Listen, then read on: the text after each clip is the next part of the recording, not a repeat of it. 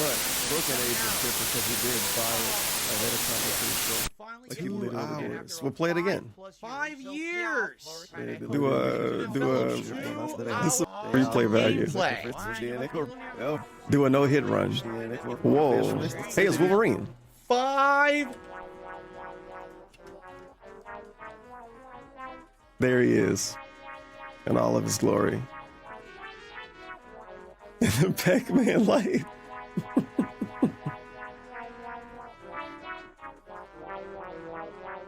Oops. 5 years.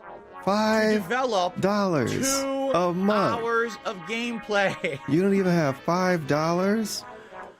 Now, listen. They didn't charge a ton for it. All right? So it's not a pricing issue here. It's a quality issue here. When you make someone wait 5 years for something, you expect something great. Project 7. All right? Been more than 5 at this point. Let me see if I can fast forward to actual. Here we go. Because I know this is. Sadly, I didn't grab a boss. Here's a boss fight. And he know damn well. Situation.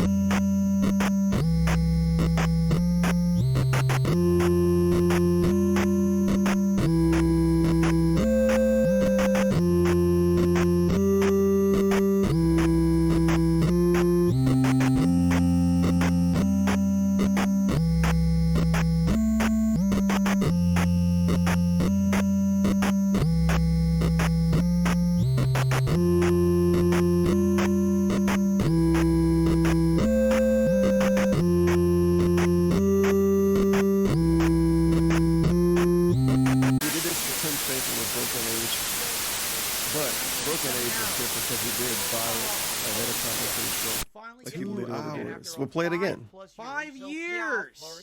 Do a replay value. Do a no-hit run. Whoa. Hey, it's Wolverine. 5. There he is. In all of his glory. The Pac-Man light.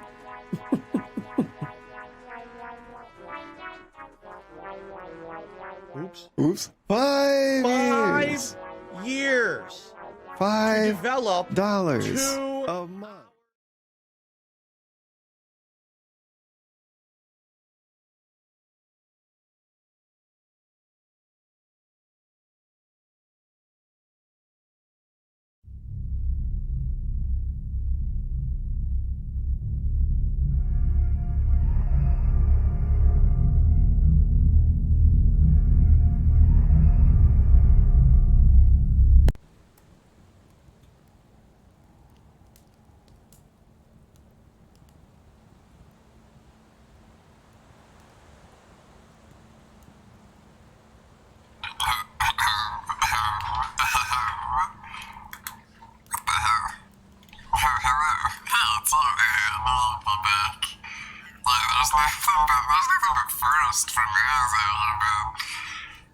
Source of light and heat that you get. Like if we also have more house of leaves to read here. I can read it to you right now, sure. You need any like protein bars, snacks? I think I saw some snacks in the woods. We can go look for them later. It might be heat food. I was actually referring to the fire. What is my temp? I think I'll pretty much have an internal cooling and heating system. So it's just literally any temperature that I want. I say 69 degrees. Also, what's up? Welcome to the chat blood room. That's apparently your name at the fair sale. What's up, blood room? Do you like how to code when I blush? I do divert a tiny amount of temperature from the rest of my body, so I get like a little bit colder, but then my cheeks will get slightly warmer. I love melted apple. You're like an apple popsicle. Actually, like, literally the popsicle design, just a pepper apple as a popsicle. Then you get to lick apple. Cool design. We gotta make some more, I gotta start someone needs to start, I'm not naming names, but someone needs to start a VTuber popsicle / ice cream truck that sells shitty renditions of your favorite VTubers as popsicles. Fucked up misplaced gumbo is absolutely. Oh, that's the blood room. Nice, yeah. Thank you, blood room. I'll send you some reference images. I'll send you a bunch of pictures of me and my VTuber friends.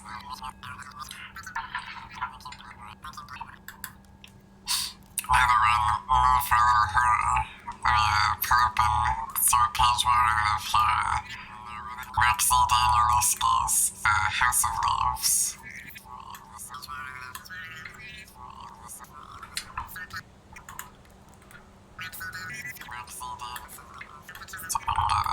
Everything's set up where I need it to be.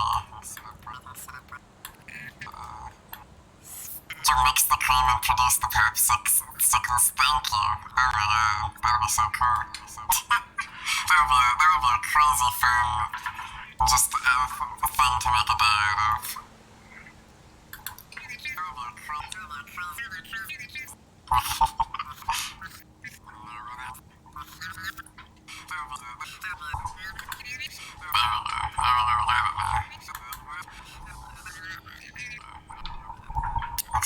Chapter 5.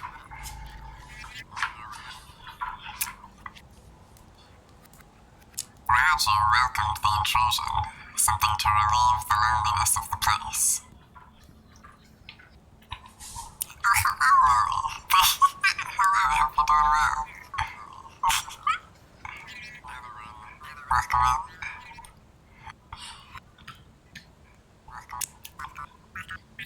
Let's begin. It is impossible to appreciate the importance of space in the Davidson record without first taking into account the significance of echoes.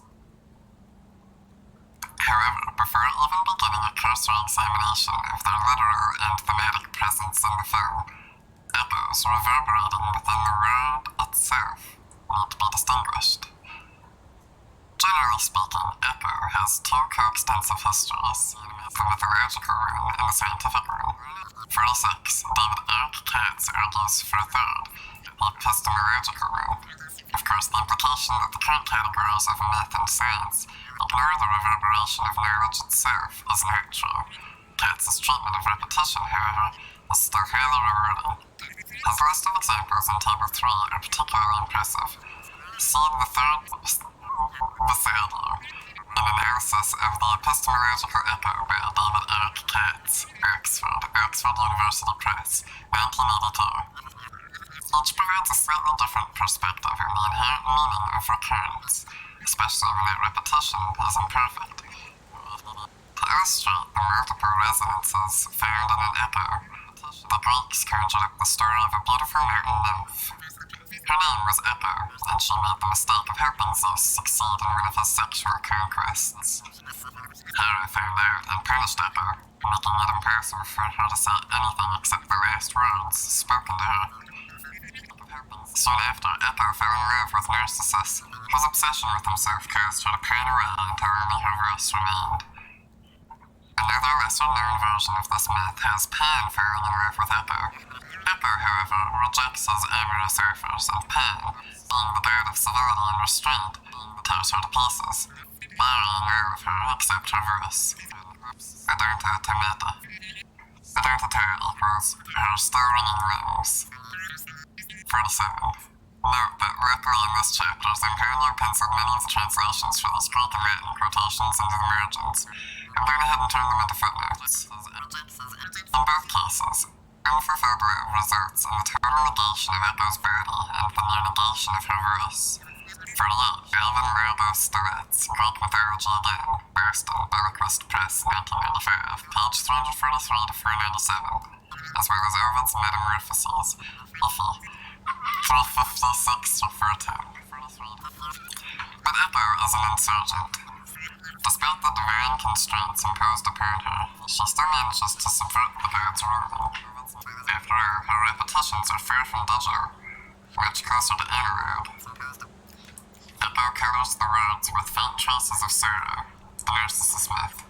Her accusation, the Pan myth, never present in the original, is Ovid recognized in his Metamorphoses.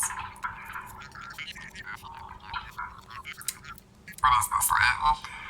Spreada latet solus, Podabundac, Frandibus, Ora protegit et solus, exigib vivit in entris, sed, tamen herit amore, crescitique dolore repulsa, extenuant vigilis corpus miserabile, cura. I'm gonna jump ahead here, eloquently translated by Horace Gregory as, so she was turned away, to hide her face, her lips, her guilt among the trees, even their leaves to haunt the caves of forest. To feed her over melancholy sorrow, which sleepless turned her body to a shade, first pale and wrinkled, then a sheet of air, then bones which some say turned to thin worn rocks, and last her voice remained, vanished in forest.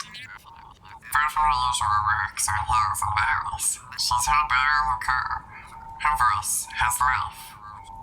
The Metamorphoses by Ovid, New York, A Mentor Book, 1958, page 97. To repeat, her voice has life. It possesses a quality not present in the original, revealing how a nymph can return a different and more meaningful story, in spite of telling the same story. 49. Literary novel Miguel de Cervantes. set down this compelling passage in his Don Quixote, Part 1, Chapter 9. Which Anthony Mariner translates as, truth, whose mother is history, who is the river of time, depository of deeds, witness of the past, example and lesson to the present, and warning to the future, and much later a light entered the Sapper rooms and had the rare pleasure of meeting the extraordinary Pierre Menard in a Paris cafe during the Second World War. Reportedly, Menard expounded on his distinct distaste for Madeleines, but never mentioned the passage and echo of Don Quixote he had penned before the war, which had subsequently earned him a fair amount of literary fame. Never did. I can't read this. This exquisite variation in the passage by the ingenious layman is far too dense to unpack here. Suffice it to say, Menard's nuances are so fine they are nearly undetectable. Though talk with Framer, and you will immediately see how haunted they are by sorrow, accusation, and sarcasm. 50. Exactly the fact you read about exquisite variation when both passages are exactly the same. Oh, fuck, are they?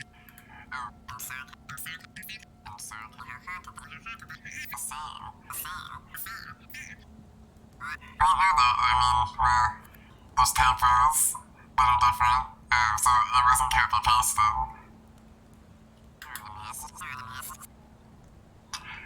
I'm sure the late hour has helped. Add to that, the dim light mirror and how poorly I've been sleeping. Going to sleep and I'm really resting. That's possible. But let me tell you, sitting alone awake to nothing else but this odd murmuring. Like listening to the penitent pray. You know it's a prayer, but you miss the words. Or better yet, listening to a bitter curse. Realizing your whole room is being ushered into the world, but still missing the words. Me like that. Wrestling in my way by comparing, in his way, both Spanish fragments, both written out on brown leaves of paper. Although that's not really not brown, more like I don't know, light brown. But in the following rate, appearing almost colored, or the memory of a color, it is somehow violent. Close to that, or not at all. So I just kept reading both pieces over and over again, trying to detect at least one different accent or letter. Granting to detect at least one different accent or letter. Getting almost desperate in that pursuit, only to repeatedly discover perfect similitude. Though how can that be, right? If it were perfect, it wouldn't be similar, it would be identical. And you know what? I've lost this sentence. I can't even finish it. Don't know how. Here's the point. The more I focus on the words, the further I seemed from my room. In no sense where, either, and all of a sudden, on the edges of my tongue, toward the back of my mouth, I started to taste something extremely bitter, almost metallic. I began to gag. I didn't gag, but I was certain I would. I got a whiff of that same something awful I detected of the sharp in her hair. Faint as hell at first, until I knew I'd smelled it. And then it wasn't faint at all. A whole lot of red was suddenly packed up my nose, slowly creeping down my throat, closing it off. I started to throw up, watery chunks of vomit flying everywhere, sluicing out of me onto the floor, splashing onto the wall, even onto this. Except I only coughed. I didn't cough. I lightly cleared my throat, and then the smell was gone, and so was the taste. I was back in my room again, walking around in the dim light, jittery, disoriented but hardly fooled. I put the fragments back in the trunk, walked the perimeter of my room, glass of bourbon, a token of blue. There we go. Bring on the haze. But who am I kidding? I can still see what's happening.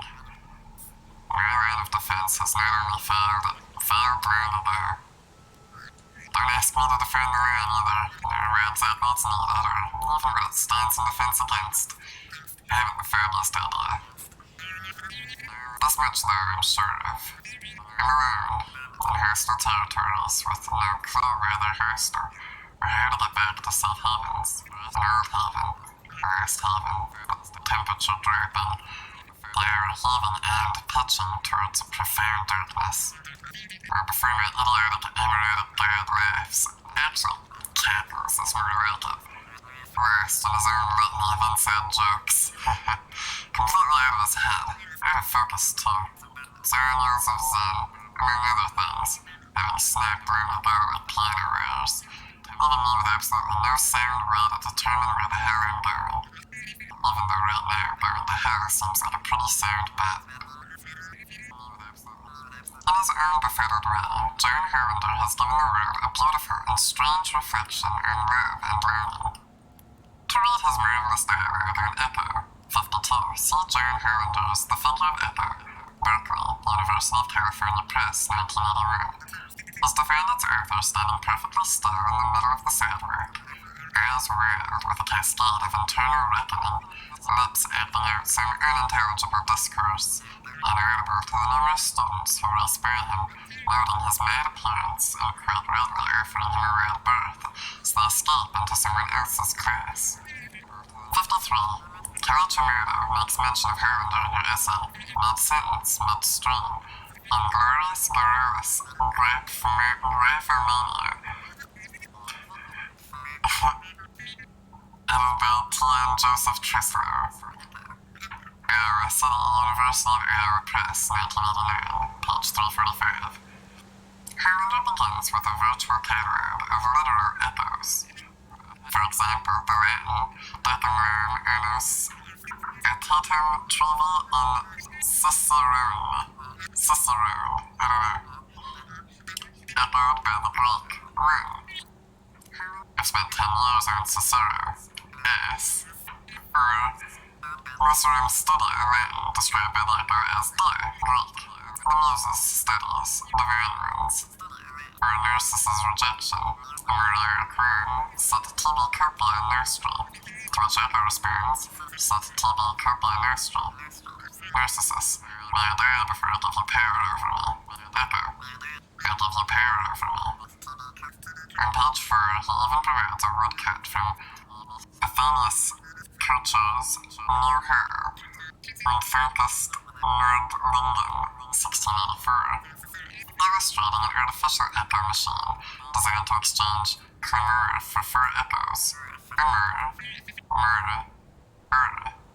finally, Our outcry returns as love, delays, errors, and king.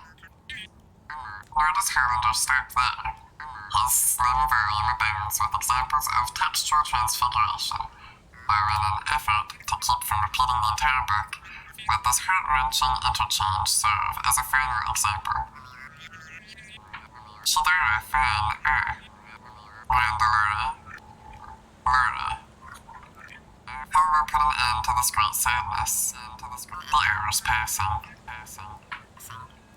While the figure of Echo takes special delight in clever word games, Harlander knows better than to limit his examination there.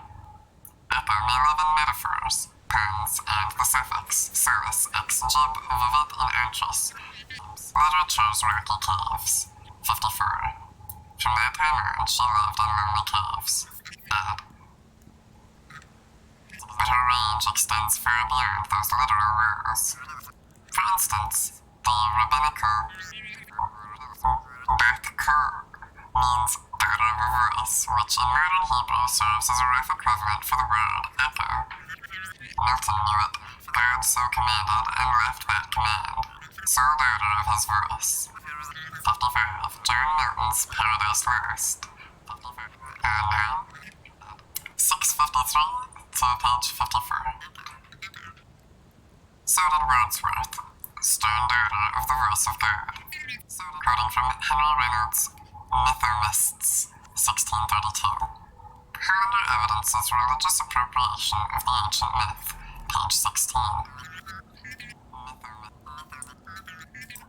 This wind is, as the before-mentioned Iamblichus, by consent of his other fellow Kabbalists, says, the symbol of the breath of God and echo, the reflection of this divine breath, or spirit appearance, Earth, as they interpret it, the daughter of the divine verse, which through the beautifying splendor it sheds and diffuses through the soul, is justly worthy to be reverenced and adored by us. This echo descending upon a narcissus, or such a soul as impurely and viciously affected, slates and stoops his ears to the divine verse, or shoots his heart from divine inspirations, though his being enamored of not himself but his own shadow merely, he becomes thence an earthly, weak, worthless thing, and fit sacrifice for only eternal oblivion. Thus, Echo suddenly assumes the role of God's messenger, a female Mercury, or perhaps even Prometheus, decked in Tellurium with lamp in hand, descending on unfortunate humanity. In 1989, however, the noted Southern theologian Hanson Edwin Rose dramatically reversed this reading. In a series of lectures delivered at Chapel Hill, Rose referred to God's grand utterance as the biggest bang of them all. After discussing in depth the difference between the Hebrew davar, and the Greek logos, Rose took a careful counting of St. John, chapter 1, verse 1. In the beginning was the Word, and the Word was with God, and the Word was God. It was a virtuoso performance, but one that surely would have been relegated to those dusty shelves already burdened with 1,000 years of seminary discourse, had he not summed up his ruminations with this incendiary and so infamous conclusion. Look to the sky, look to yourself, and remember, we are only God's echoes, and God is Narcissus. 56. Hanson Edwin Rose, Creationist Myths, Detroit, Michigan, Newman Publications, 1989, page 219. Rose's pronouncement recalls another equally important meditation. Why did God create a dual universe? So he might say, be not like me, I'm alone, and it might be heard. These lines have a familiar ring, though I've no clue where I've heard them before. Though we were ultimately unsuccessful, all efforts were made to determine who wrote the above verse. I apologize for this inconsistency. Anyone who can provide legitimate proof of authorship will be credited in future editions. There is not time or room to adequately address the complexity inherent in this passage, aside from noting how the verse is returned, or figuratively echoed, not with an actual word, but with the mere understanding that it was received, listened to, or as the text explicitly states, heard. What the passage includes, no doubt on purpose, is how such an understanding might be attained. Interestingly enough, for all its marvelous observation, the figure of echo contains a startling error, one which performs a poetic modulation on a verse sounded over a century ago. While discussing Wordsworth's poem, The Power of Sound, Hollander quotes on page 19 the following few lines. Ye verses and ye shadows, and images of verse, to hound and horn, from rocky steep and rock-bestudded meadows, flown back and in the sky's blue care, reborn. Italics added for emphasis. Perhaps it is simply a typographical error committed by the publisher, or perhaps the publisher was dutifully transcribing an error committed by Hollander himself, not just a scholar but a poet as well, when that tiny slip where an R replaced a V and an S, miraculously, vanished reveals his own relation to the meaning of echo, a meaning Wordsmith did not share. Consider the original text. Ye verses and ye shadows, and images of verse, to hound and horn, from rocky steep and rock-bestudded meadows, flung back, and in the sky's blue caves reborn. Italics added for emphasis.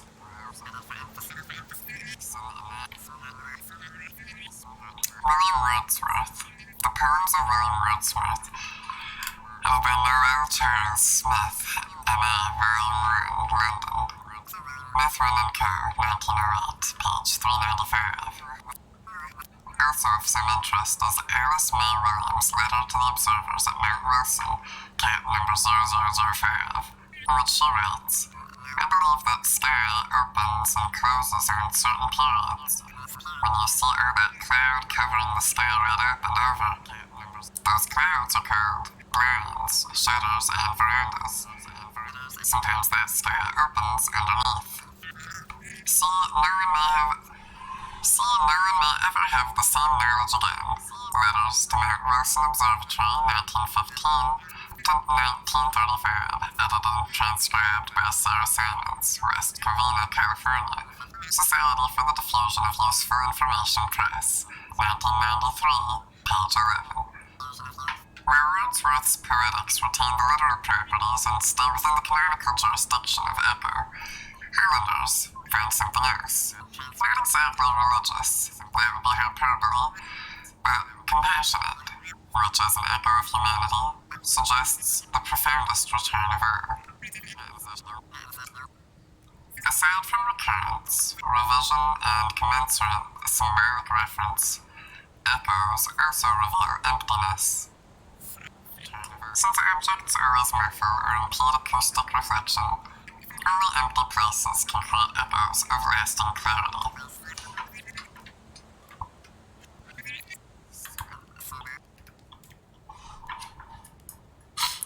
Hello, taking a short little break to drink some water.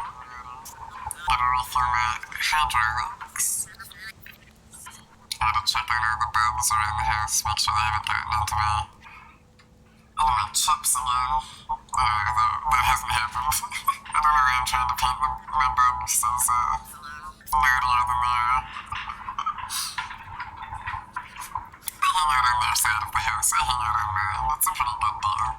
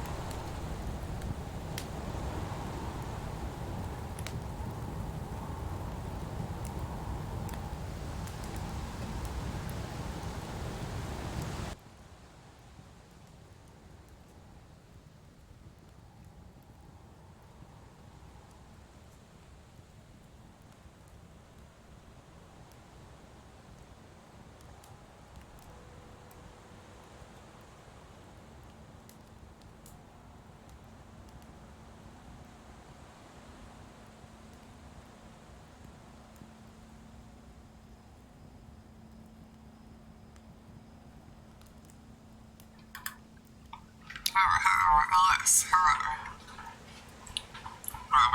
Welcome back. I guess I'm back. Hello. I'm back. Continue our little journey deep into the pages of the annals of this story.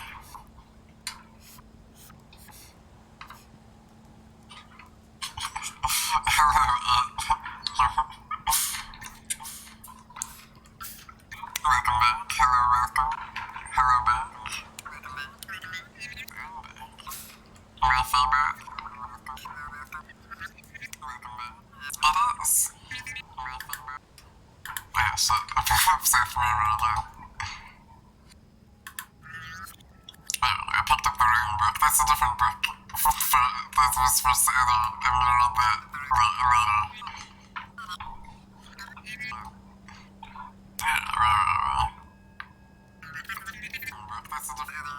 A cipher recounts, revision, and commensurate symbolic reference. Echoes also reveal emptiness. Since objectors muffle or impede acoustic reflection, only empty places can create echoes of lasting clarity. Ironically, hollowness only increases the eerie quality of otherness inherent in any echo.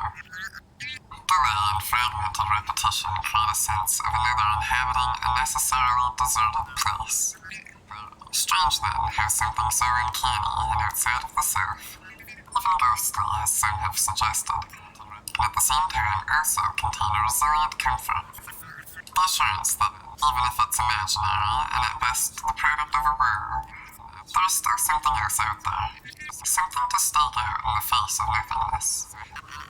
Hollander's wrong when he writes on page 55.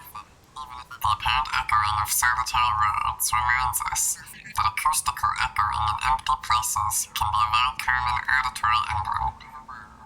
Redolent of gothic novels as it may be, of isolation, empty spaces, and often unwilling solitude. This is no doubt a case of natural echoes conforming to echoes' mythographic marking, rather than affirming rule. In an empty hole that should be comfortably inhabited, echoes of our voices and motions mark our very presence in the hollow space. It is not by accident that choirs singing psalms almost always recorded with ample reverb.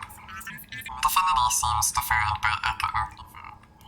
Whether Vienna Bros choir or monks chanting around some chart-climbing CD, the hallowed always seem to abide in the province of the hollow.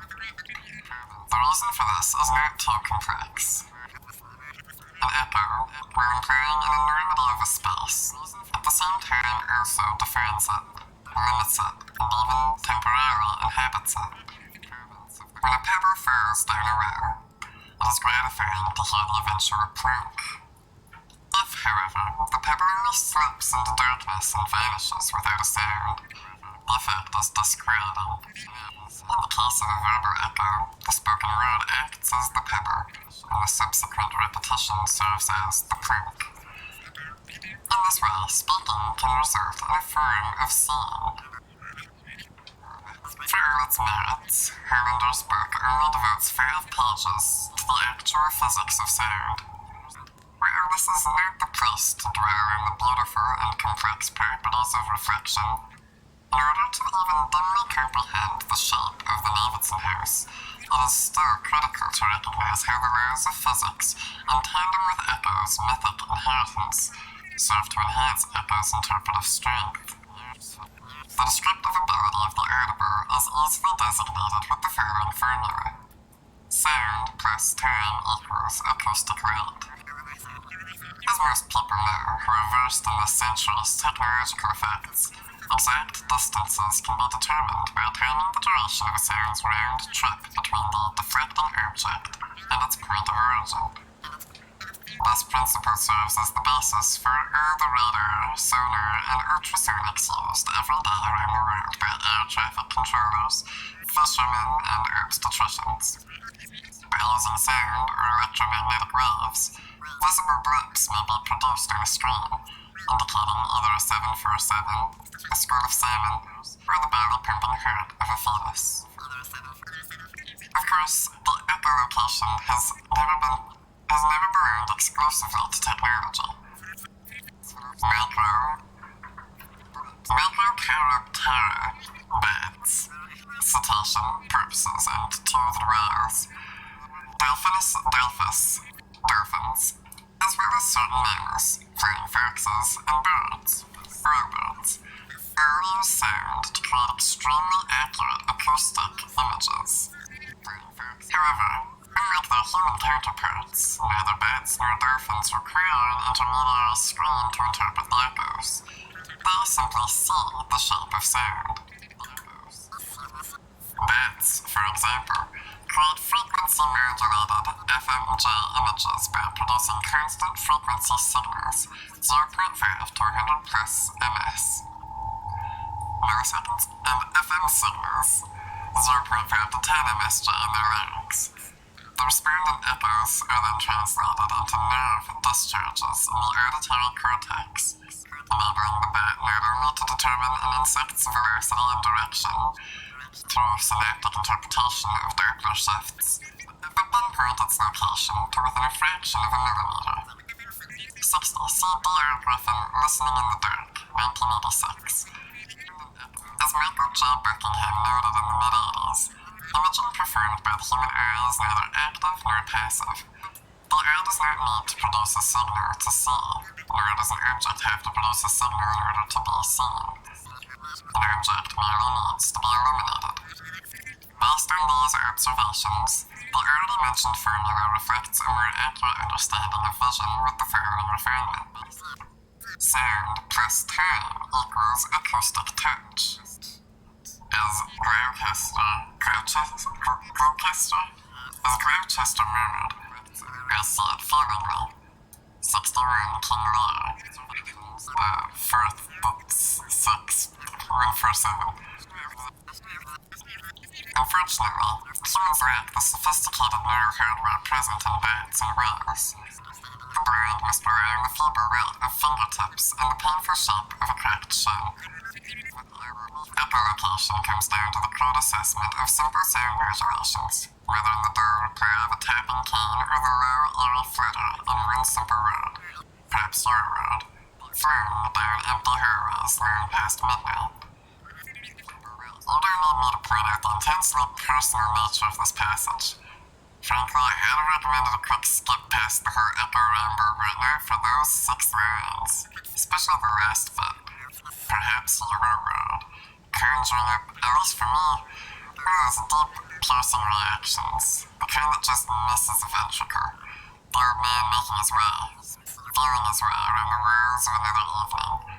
A slow and tedious progress, but one which begins to yield somehow the story of his own creature darkness, taking me completely by surprise. A sudden charge from out of the dullest moment, jaws lunging open, claws protracting. Just so you understand where I'm coming from, I consider long past midnight one claw and empty hallways another. Don't worry, Ludi didn't buy it either, but at least he bought a couple of rounds. 2 nights ago, we were checking out the sky bar, hemorrhaging dough and drinks, but Ludi could only cough hard, and then laugh real corny, like, "Huss, the claw's made of bone just like a stilt's made of steel." "Sure," I said. But it was loud there, and the crowd kept both of us from hearing correctly, and while I wanted to believe Ludi's basics, I couldn't. There was something just so awful in the old man's utterance. I felt a terrible empathy for him then. Living in that tiny place, permeated with the odor of age, useless blinks against the darkness. His word, my word, and even your word, added to this, and ringing inside me like some awful dream over and over again, modulating slowly pitching my own defenses into something entirely different, till the music of that recurrence drew into relief my own scars drawn long ago, over 2 decades ago, with more than a clue, a stiletto or even an ancient Samuel O'Reilly, circa 1891. These scars torn, ripped, bleeding and stuttering. They were first of all his scars, the kind only bearers of an EKG can accurately remember. More precise, if incomplete history, Q waves deflecting downward at what must be considered the commencement of the QRS complex, telling the story of a past infraction, an awful endurance and eventual letting go. The failure which began it all in the first place, probably right after one burning knees, but still years ahead of the other loss. Horrible violence. For the coming of that great row, for the final drift, nerd, knocking skid, twist and taper, his own burning. Years before the long rest, come along in its own way, its own nightmare, perhaps even in the folds of another unprotected sleep. So I like to imagine. Silvering wings, fragmenting and scattering like fish scales following the jet stream. Above the clouds and every epic venture still suggesting those delicate light crater borders. Other lands, sweeping the world like a whisper. A hand, even if salmon scales still slip through words as easily as pound prisms of salt rolls slip through fingers. Shimmering, raining, confused, no matter how spectacular, forever unable to prevent his fall. Down through the silver, the salmon away from the gold and the myriad of games held in just that road, suggesting it might have even been Spanish gold. But this makes no difference. Still tumbling in room, dying and embered, even whenever in a different way. No waking this time, before the hit, but sleeping right through it. The slamming into the ground at terminal velocity, too, the pound, the bounce. What kind of ground our emergency code would that mark mean? The opposition of L's? Not understood? Probably just X marks the spot. Unable to proceed. Then in that awful second arc and second descent, after the sound, realization of what sleep's just now delivered, that bloody handmaiden. This time her twirling fingers wet with boiling deformation, oozing in the mutilations of birth, heartless and unholy, black with afterbirth. Miscreated, changeling and foul, but no one beside him could prevent, or rather might have even caused. Mine too, this unread trauma. Driving into consciousness with a scream, not even a word, a scream. Even that never heard. So not a scream, but the clutch of life, held by will alone, no 911, no call at all. Just his own misunderstanding of the reality that had broken into the hole. And the silence then, of a woman and an only son, describing in an agonizing hour all it takes to let go, broken, bleeding, ragged, twisted, savaged, torn and dying too. So permanently ruined. But for how many years gone untold, unseen, reminiscent of another silver shape, so removed and yet so dear. Injured life, finally recovering on its own, till eventually, like a seed, conceived, born and grown. The story of its injured beak survives long enough to destroy and devour by the simple telling of its fall. All his hope, his home, his only love, the very color of his flesh, the dark marrow of his bone. You okay, Trent? Lily asked.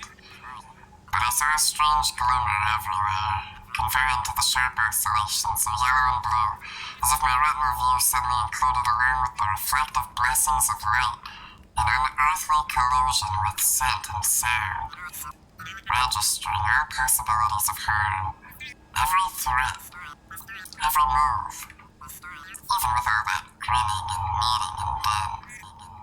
1,001 possible clues. Of course, Lily didn't see it. He was blind.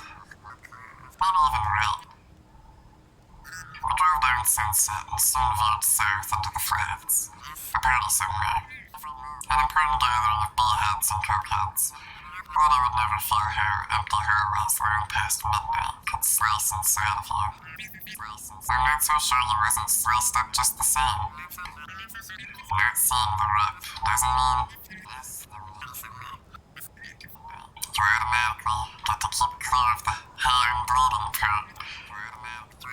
To feel though, you have to care, and as we walked out onto the blue-lit patio and discovered a motorcycle sputtering up oil and bubbles from the bottom of the pool or the diving board, two men shoved flakes of ice up a woman's bleeding nostrils, her shirt off, her bra nearly transparent.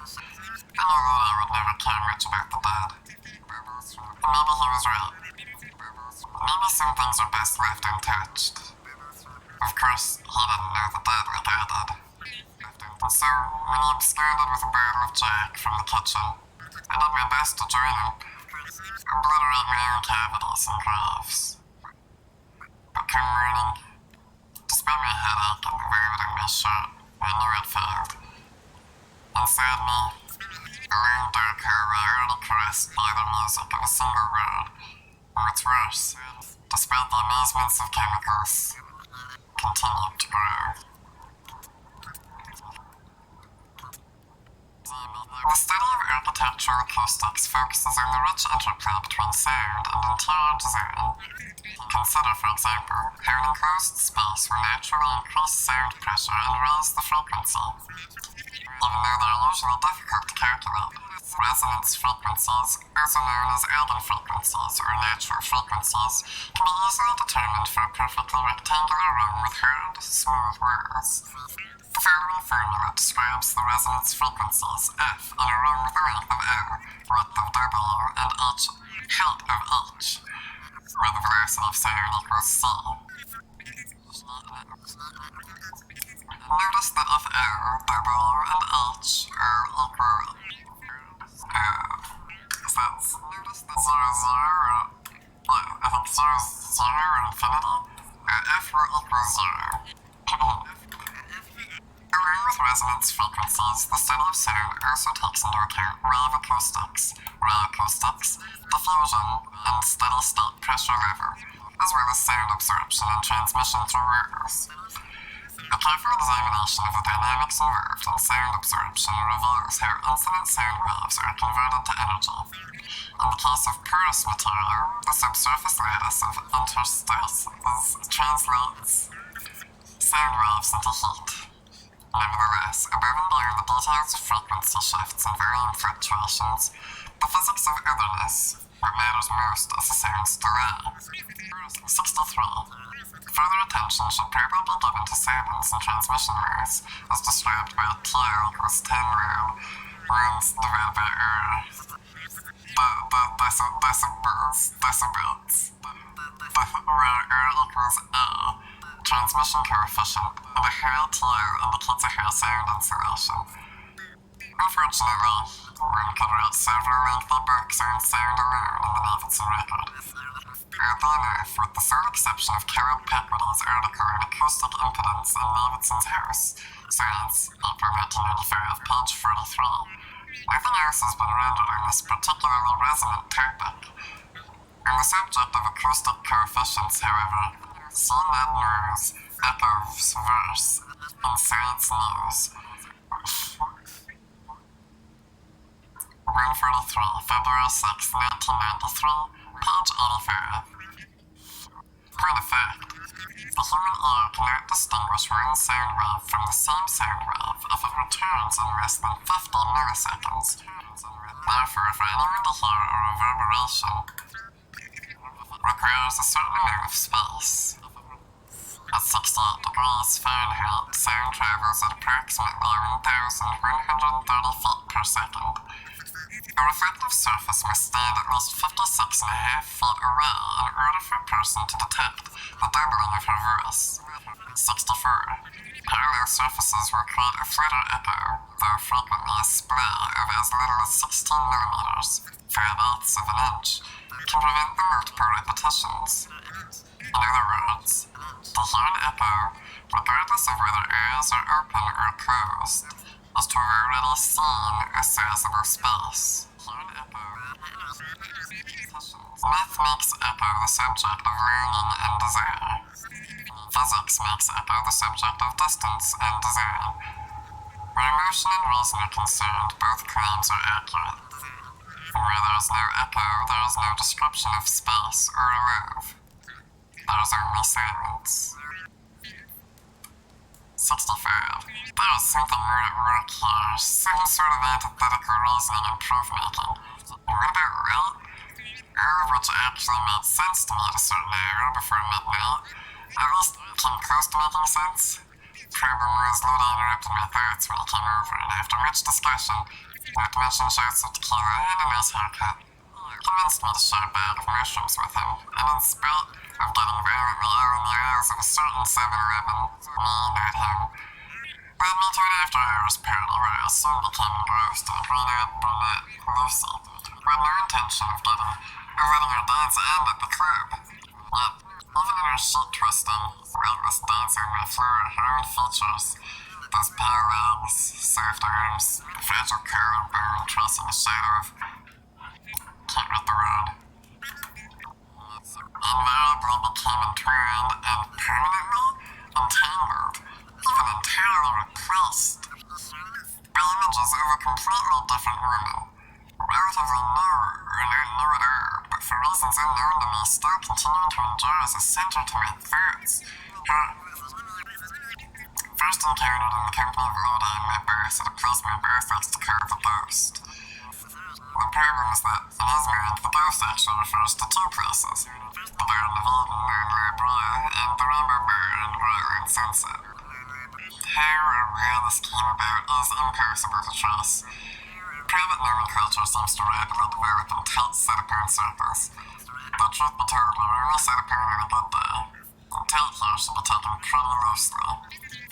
How then, you ask, do you know what's being referred to when the Ghost gets mentioned? You don't. You just end up at one or the other. Often the rainbow. But not always the rainbow. You see, how my boss defines the Ghost varies from day to day, depending mostly on his moods and appetites. Consequently, the previously mentioned pretty loosely should probably be struck and restated as very, very loosely. Anyway, what I'm about to tell you happened on one of those rare evenings when we actually all got together. My boss was chattering incessantly about his junk days in London, and I contemplated sobriety and what those contemplations had been like. Eventually, he detoured into long-winded known stories about his art school experiences in Detroit. Lots of, hey, my thing for that whole time thing was really a kind of art thing or something. Which was about when I heard out my pad of sketches, because no matter what you made of his boss, you still couldn't fault him for his work. He was one of the best, and every tatted local knew it.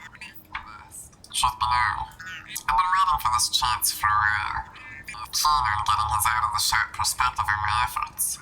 What efforts they were, diligent designs sketched over months, intended someday to leave skinned, each image carefully wrapped and curled in colors of cinnabar, lemon, celadon, and indigo. Incarnated in the scales of dragons, the bark of ancient roads, shields wielded by generations cast aside in the early slumber of shadow and blood, not to speak of lifeless trees prevailing against indifferent skies or colossal vessels asleep, prehistoric sediment, miles beneath even the faintest suggestion of life. At least that's how I would describe them. Every room meticulously rendered on tracing paper, cracking like fire whenever touched. A multitude of pages, which my boss briefly examined before handing them back to me. Take up typing, he grunted. Well, that's nice, I thought. At least the next step was clear. Some act of violence would be necessary. And so it was that before another synapse could fire within my battered, labyrinthine brain, he was already lying on the floor. Or should I say his mangled body was lying on the floor? His head remained in my hands, twisted off like a cap. Not as difficult as I'd imagined. The first turn definitively the toughest, necessitating the breaking of cervical vertebrae and the snapping of the spinal cord. But after that, Another 6 or so turns and voila, the head was Earth. Nothing could be easier. Time to go bowling. My boss smiled, said hello. But he wasn't smiling or saying hello to me. Somehow she was already standing there, right in front of him, right in front of me, talking to him, reminiscing, touching his shoulder, even winking at me and Lita. Wow. Out of nowhere. Out of the blue. Where did she come from? For that matter, when? Of course my boss didn't introduce her. He just left me to gape. I couldn't even imagine twisting Arthur's head for a second time, as that would have meant losing sight of her, which I found myself quite unwilling to do. Fortunately, after that evening, she began dropping by the shop a lot. I was wearing these daisy sunglasses, each time taking me completely off guard. She still drives me nuts. Just thinking of her now and at lost in the smell of her. A mad rush of folly and oddly muted lusts. Sensations sublimated faster than I can follow into, oh hell, I don't know, into, I probably shouldn't even be using a word like sublimate, but that's beside the point. Her hair reminding me of a shiny gold desert. A shiny gold desert wind breezed in a hot August sun. Hips curving like coastal norths, tits rising and falling beneath her blue sweatshirt. The green ocean will do long after the storm is past. She's always a little out of breath when she climbs the flight of stairs leading up to the shop. Wind rains at her. Somehow, even now with the glass in my mind, I want to take off, travel with her. Who knows where either? Somewhere. My desire suddenly informed by something deeper, even unknown, pouring into me. Where on earth some peculiar reserve, tracing thoughts of the drive she and I would take. Land is full of that pine-rasping air, outracing something unpleasant, something burning. In fact, the entire coast, along with tens of thousands of acres of inland forest is burning, but we're leaving. We're getting away. We're free. Our hands battered by the clutch of holding on. I don't know what to, but holding just the same. Cheeks streaked with wind tears, and now that I think of it, I guess we're on a motorcycle, Triumph. Isn't that what Lady always talks about buying?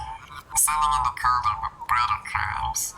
I don't know anything about brakes, let alone how to drive one. There I go again. She does that to me. Like I already said, drives me nuts. Hello? That was the first word she ever said to me in the shop. Not like hi either. More like, hello, is anyone home? That's the question mark. I wasn't even looking at her when she said it. Just staring blankly down at my equally blank pad of tracing paper. Probably thinking something similar to all those ridiculous sappy thoughts I just now recounted. About road trips and forest fires and motorcycles. Remembering her. Even though she was right there in front of me, only a few feet away. Hey, asshole, my boss shouted. Hang up your fucking pants. What's the matter with you? Something would have to be done about him. But before I could hurl him through the plate glass window into the traffic below, she smiled, handed me her bright pink flip-flops and red Adidas sweats. My boss was lucky. This magnificent creature had just saved his life. Gratefully, I received her clothes, lifting them from her fingers' tips, like they were some sacred vesture bestowed upon me by the Virgin Mary herself. The hard part, I found, was trying not to stare too long at her legs. Very tricky to do. Next to impossible, especially with her just standing there in a black G-string, her bare feet sweating on the naked floor. I did my best to smile in a way that would conceal my eye.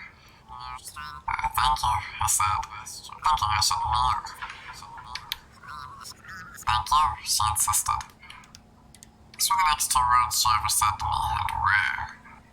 I don't know why, but her voice went off in my head like a symphony. A great symphony. A sweet symphony. A great fucking sweet symphony. I don't know what I'm saying. I know absolutely shit about symphonies. What's your name? The turtle suddenly climbing to an impossible 6 rods. His journey, I mumbled, promptly earning 4 more rods. And just like that, nice to meet you. She said in a way that almost sounded like a sob. Even though she clearly enjoyed the effect she was having on me, she turned away with a wink, leaving me to ponder and perhaps pray. Hello, welcome in. Hope you're doing well. Welcome back from welcome back from Purgatory.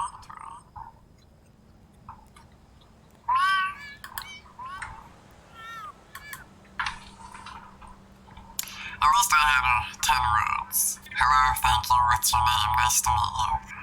10 whole fucking roads. Rare. And hard as this may be for you to believe, I really was reeling.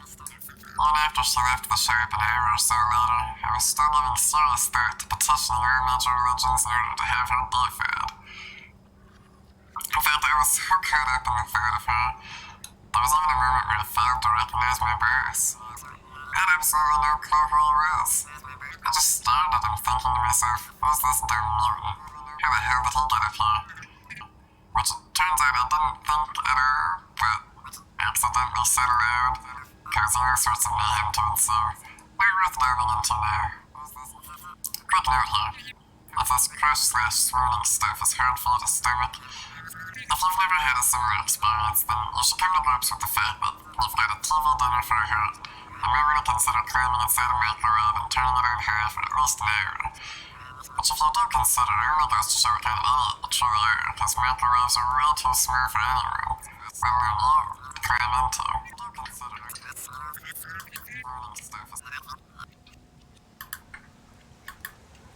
Quick second note. If our last paragraph didn't reply to you, we may skip it and proceed to this next part. As for her real name, I still don't know it. She's a stripper at some place near the airport. She has a dozen names. First time she came into the shop, she wanted one of her tattoos retouched. Just an inch away from my perfectly shaved pussy, she announced, matter-of-factly, only to add somewhat coyly, slipping 2 fingers beneath her G-string and pulling it aside. No need to wink now. The happiest place on earth. Suffice it to say, the second I saw that rabbit, the second I started carrying her thumper. I do admit it seems a little strange, even to me, to realize that even after 4 months, I'm still swept up in her. Luna sure as hell doesn't understand it. One, because I've fallen for a stripper. Fucky and fur have very different meanings to us. The first one you do as much as you can. The second one you never, ever do. And 2, because she's older than me, if you're gonna reel for a stripper, he advises, you should at least reel for a young one. They're sexier and not as bent. Which is true. She does have about 6 years on me. But what can I say? I'm taken. I love how enthralled she remains by this festival of living. Nothing reserved or even remotely ashamed about who she is or what she does. Always talking blue streak to my boss about her 3-year-old child, her boyfriend, her boyfriends, the hand jobs she gets extra for, 11 years of sobriety. Her words always rounding up the way it feels to wake up wide awake. Everything about her awakening at every moment, alive to the world and its quirky opportunities. A sudden rate of spring. Bumper spring. The spring's already sprung, rabbit. Now April's rolling April's fooling around, and yet another round for this year's rolling April Fool. Yeah, I know, this shit's getting ridiculous. Worse, I feel like I could continue in that vein for years, maybe even decades. Now listen to this. To date, I've hardly said a word to her. I don't have a decent explanation for my silence either. Maybe it's my boss and his goddamn glare. Maybe it's her. I suspect it's her. Every time she visits, though I admit there haven't been that many visits, she overwhelms me. It doesn't matter that she always gives me a wink, sometimes even a full-throated laugh when I call her thumper. I think only Rose I can really master. She still really only exists for me as a strange mixture of daydream and present voyage. By which I mean something without a past or a future. An icon or adder of sorts. For some reason forbidden to me. But seductive beyond belief. Probably relief. How much feeling permanently fixed within me. But not new. More like it's been there all along. Even if I know it's not true, and come last night, going so far as to entwine, entangle, and finally completely replace her with the can't read the word of dimples, flashing eyes, her aching lips, her heart-ending moans, those I had imagined, and her lone lusts, so minute and distracting that long after, when the sheets were gathered, wet with sex, cold with rest, I did not know who lay beside me. And seeing this stranger, the vessel of my dreams, I withdrew to the toilet, to the shower, to my table. Enough racket and attachment to communicate an unfair request. But poor her when she heard it, and without a word, dressed. Without a smile, requested a brush, and without a kiss, left. Leaving me alone to return to this passage, where I discovered the beginnings of a sense long since taken and strong, leading me around what I guess amounts to another hopeless digression. Perhaps when I'm finished, I'll remember what I'd hoped to say in the first place. Mr. Truitt declined to comment further on this particular passage. Ed. Finished. As tape and film reveal, in the month following the expansion of the walls bracketing the bookshelves, Billy Reston made several trips to the house where, despite all efforts to the contrary, he continued to confirm the confounding impossibility of an interior dimension greater than an exterior one. Davidson skillfully captures Reston's mental frustrations by focusing on the physical impediments his friend must face within a house not designed with the disabled in mind. Since the area in question is the master bedroom, Reston must make his way upstairs each time he wishes to inspect the area. On the first visit, Tom volunteers to try and carry him. That won't be necessary, Reston writes, effortlessly swinging out of his chair and dragging himself up to the second story using only his arms.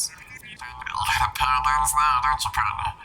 The engineer is only slightly winded. Too bad you forgot your chair, Tom adds dryly.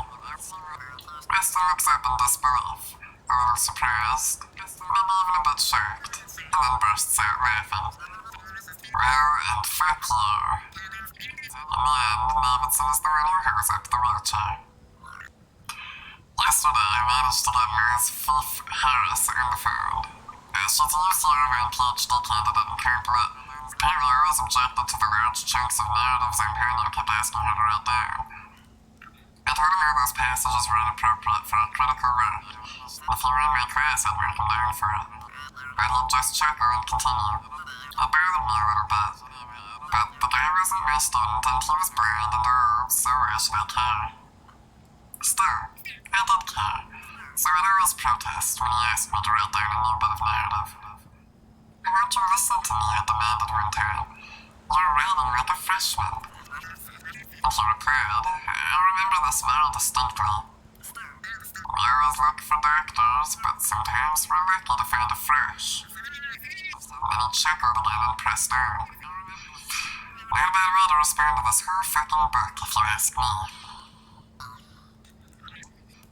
Still, no matter how many times Reston reels from the children's bedroom to the master bedroom, or how carefully he examines the strange closet space, the bookshelves, or the various tools Tom and Will have been measuring the house with, he can provide no reasonable explanation for what he keeps referring to as a goddamn special rape.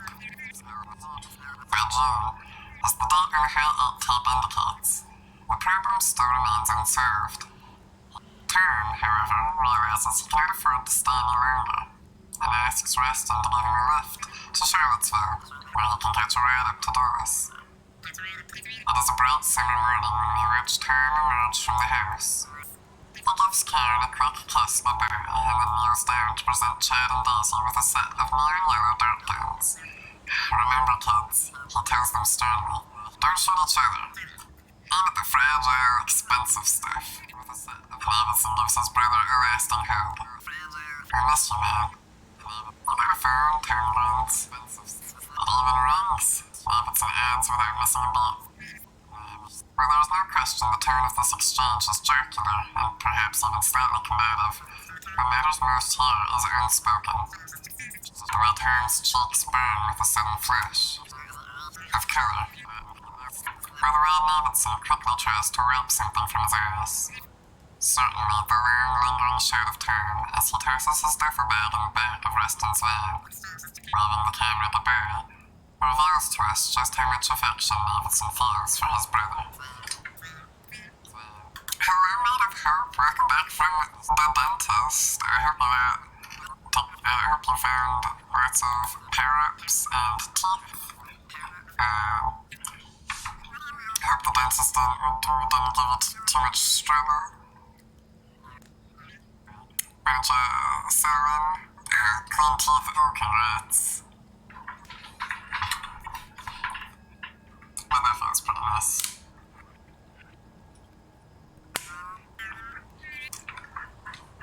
They call you a dead girl. Well, is that right? Kabaka.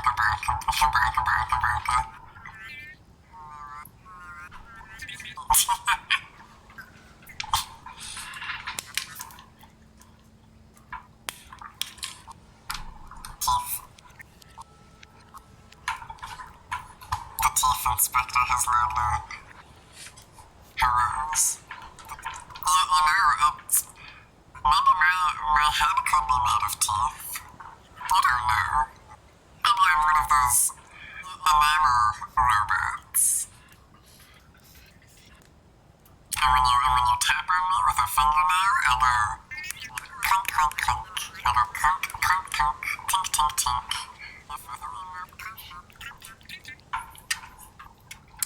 That's why they called me the Tooth Fairy back in high school.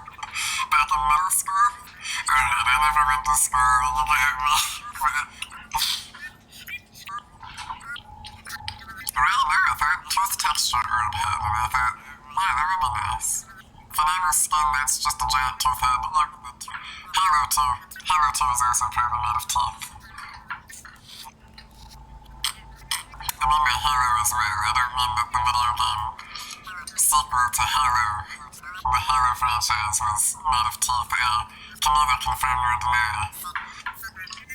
This is getting out of hand. This is getting out of tooth.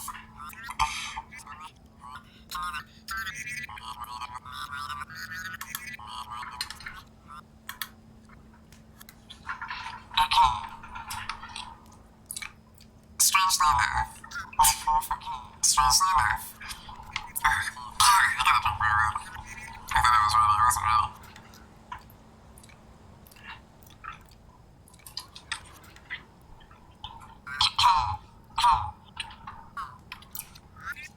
Strangely enough, following Tom's departure, communication between Davidson and Karen begins to radically deteriorate. An unusual quiet descends on the house.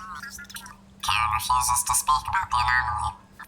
She brews coffee, calls her mother in New York, brews more coffee, and keeps track of the real estate market and classifieds.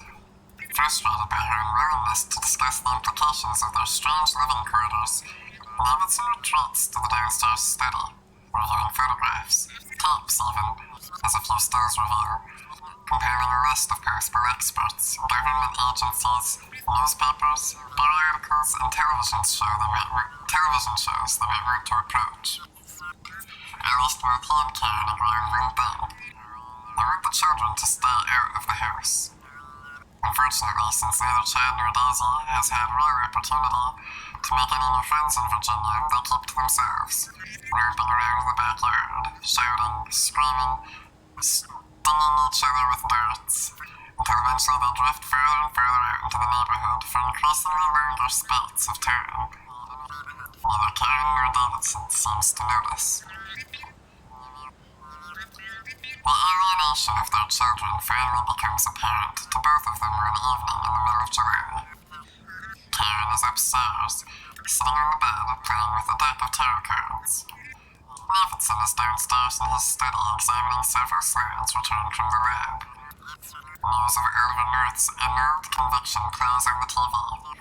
In the background, we can hear Chad and Daisy screaming about something.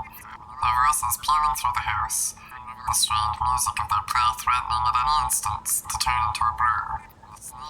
With superb cross-cutting, Davidson depicts how both he and Karen react to the next moment.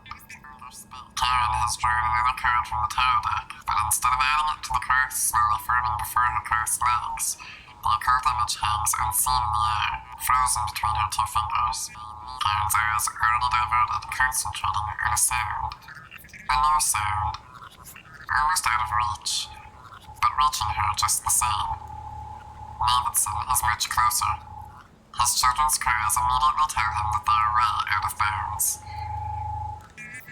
Karen has only just started to head downstairs, calling out for Chad and Daisy, her agitation and panic increasing with every step, when Davidson bursts out of the study and races for the living room. The terrifying implication of their children's shouts is now impossible to miss. No room in the house exceeds a length of 25 feet, let alone 50 feet, let alone 56 and a half feet. And yet, Chad and Daisy's voices are echoing, each car responding with an entirely separate answer. In the living room, Davidson discovers the echoes emanating from a dark, doorless hallway which has appeared out of nowhere in the west wall. 68. There's a problem here concerning the location of the 5.5-minute hallway. Initially, the doorway was supposed to be in the north wall of the living room, page 4. But now, as you can see for yourself, that position has changed. Maybe it's a mistake. Maybe there's some underlying logic to the shift. Fuck if I know. Your guess is as good as mine. Without hesitating, Davidson plunges in after them. Unfortunately, the living room Harry 8 cannot follow him, nor for that matter can Karen. She freezes on the threshold, unable to push herself into the darkness toward the faint flicker of light within. Fortunately, she does not have to wait too long. Davidson soon reappears with Chad and Daisy in each arm, both of them still clutching a homemade candle, their faces lit like sprites on a winter's eve. This is the first sign of Karen's chronic disability. Up until now, there has never been even the slightest indication that she suffers from crippling claustrophobia. By the time Davidson and the two children are safe and sound in the living room, Karen is drenched in sweat. She hugs and holds them as if they had just narrowly avoided some terrible fate, even though neither Chad nor Daisy seems particularly disturbed by their little adventure. In fact, they want to go back. Perhaps because of Karen's evident distress, Davidson agrees to at least temporarily make this new addition to their house off limits. For the rest of the night, Karen keeps a tight grip on Davidson. Even when they finally slip into bed, she's still holding his hand.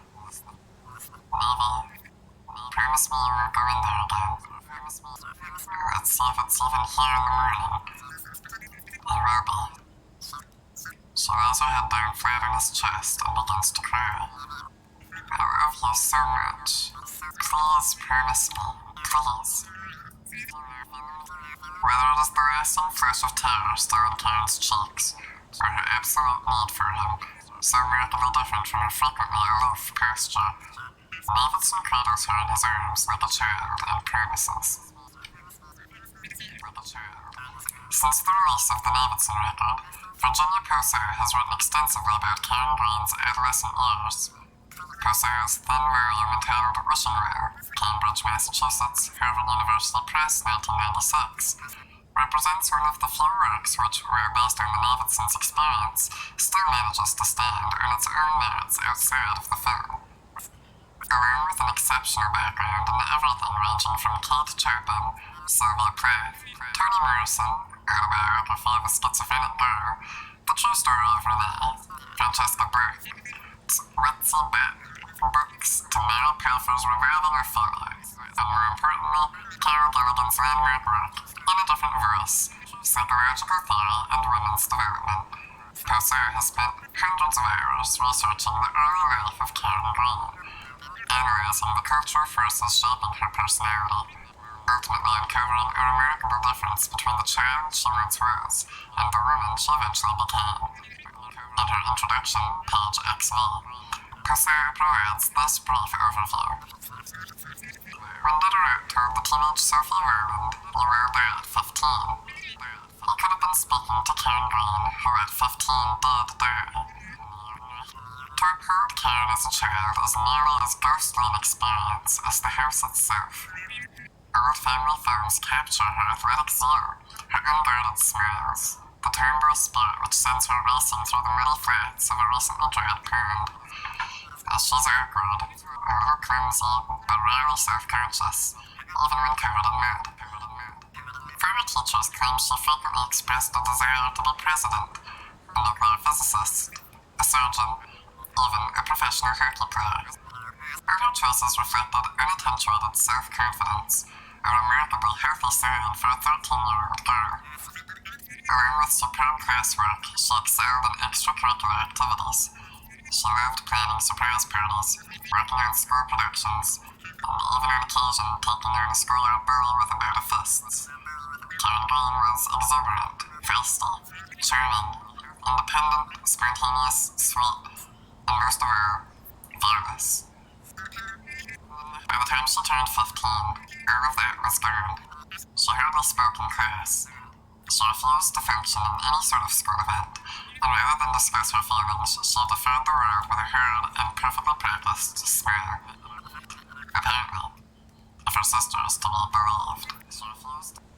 Karen spent every night of her 14th year composing that smile in front of a blue plastic-handled mirror.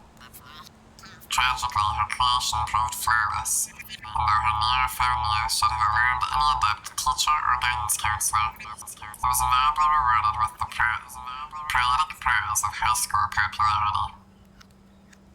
Though Posey goes on to discuss the cultural aspects and consequences of beauty, these details in particular are most disturbing, especially in light of the fact that little of their history appears in the film.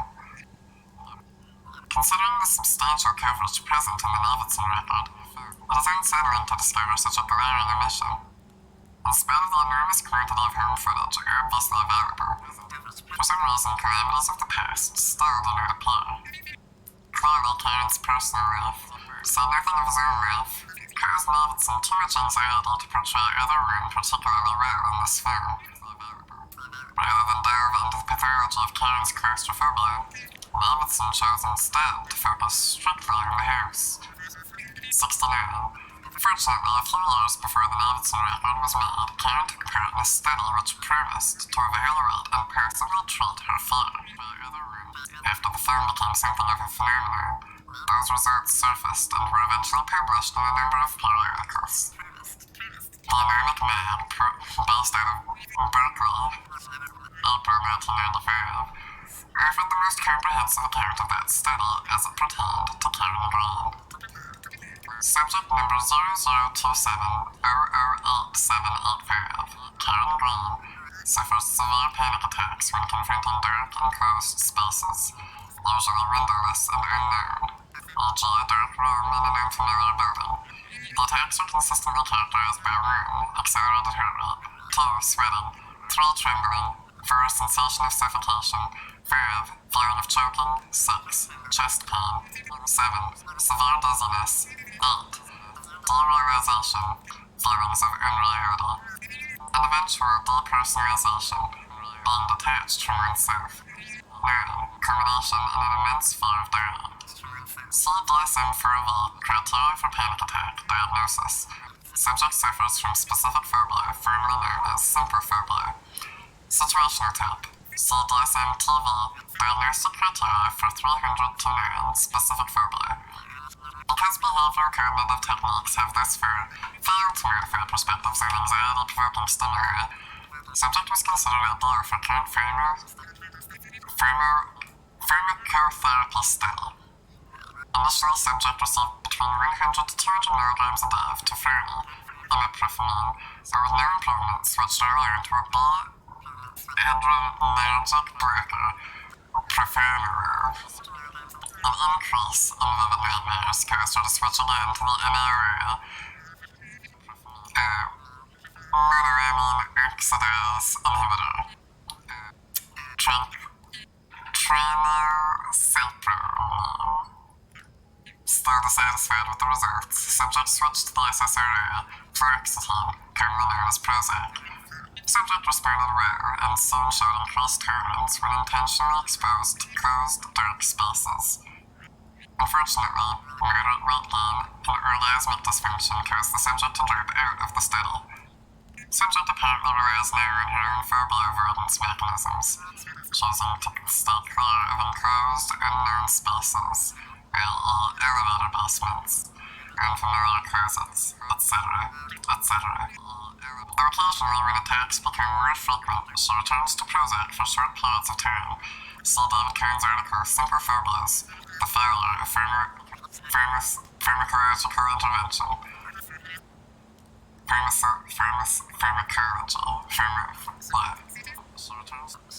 Also, see subject's results on Sheehan Clinician-Rated Anxiety Scale, as well as Sheehan Phobia Scale, 70, see Exhibit 6. While the reports seem fairly comprehensive, there's admittedly one point which remains utterly perplexing.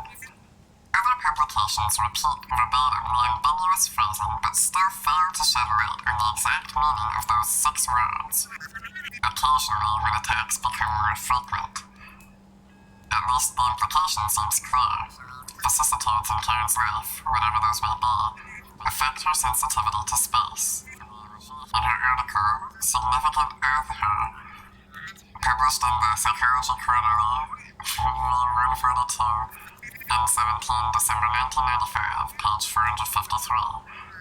Celine Barzi, MD, observes that Karen's attacks, which I suspect stem from early adolescent betrayal, increase proportionally with the level of intimacy, or even the threat of potential intimacy, she experiences whether with Will Davidson or even her children. Also, see Steve Secoe and Julia Carter's Women Who Can't Love, When a Woman's Fear Makes Her Run from Commitment, and What a Smart Man Can Do About It. New Hampshire, T. Devins and Company, 1978. Of course, by the following morning, Karen has already molded her desperation into a familiar pose of indifference. She does not seem to care when they discover the hallway has not vanished. She keeps her arms folded, no longer clinging to Davidson's hand or stroking her children. She removes herself from her family's company by saying very little, while at the same time maintaining a semblance of participation with a smile. Virginia Pessoa is right. Karen's smile is tragic because, in spite of its meaning, it succeeds in remaining so utterly beautiful. The 5.5-minute hallway in the Davidson record differs slightly from the bootleg copy which appeared in 1990. For one thing, in addition to the continuous circumambulating shot, a wider selection of shots has made the coverage of the sequence much more thorough and fluid. For another, the hallway has shrunk. This was impossible to see in the VHS copy because there was no point of comparison. Now, however, it is perfectly clear that the hallway, which was well over 60 feet deep when the children entered it, is now a little less than 10 feet. Context also significantly alters the 5.5-minute hallway. A greater sense of the Davidsons and their friends and how they all interact with the house adds the greatest amount of depth to this greatly involving enigma.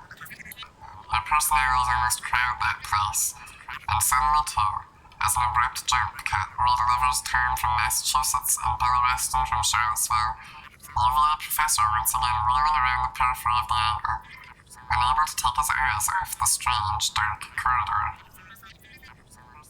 Unlike the Twilight Zone, however, or some other like cousin where understanding comes neat and fast, i.e., this is clearly a door to another dimension, or this is a passage to another world, with directions. The hallway offers no answers. Monolith in 2001 seems the most appropriate cinematic analog, incontrovertibly there, but virtually inviolate to interpretation. 71. Consider Drew Bluth's Summer Passage in Architectural Digest, version 15, number 10, October 1993, page 30. Similarly, the hallway also remains meaningless, though it is most assuredly not without effect. As Davidson threatens to re-enter it for a closer inspection, Karen reiterates her previous plea and injunction with a sharp and abrupt raise and pitch. The ensuing tension is more than temporary. Davidson has always been an adventurer, willing to risk his personal safety in the name of achievement.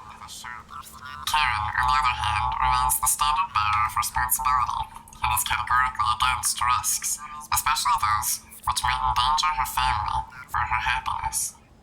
Karen also shares from danger, preferring to turn over a problem to someone else, ideally a police officer, fireman, or other state-paid official. Without sound or movement, but by presence alone, the hurry creates a serious rift in the Davidson household. Brazilian's Murdoch suggests that the hurry exudes a conflict-creating force. It's those early woes, radiating badness, which maneuver Karen and Roland that nonsensical fate. 72 Bazine Murdoch's The Bad Birdie Row, Marina Del Rey, Dick Rickofer, Publishing House, 1995, page 91. Murdoch's argument reveals a rather tedious mind. She feels the need to invent some non-existent dark force to account for the ill will instead of recognizing the dangerous influence the unknown naturally has on everyone.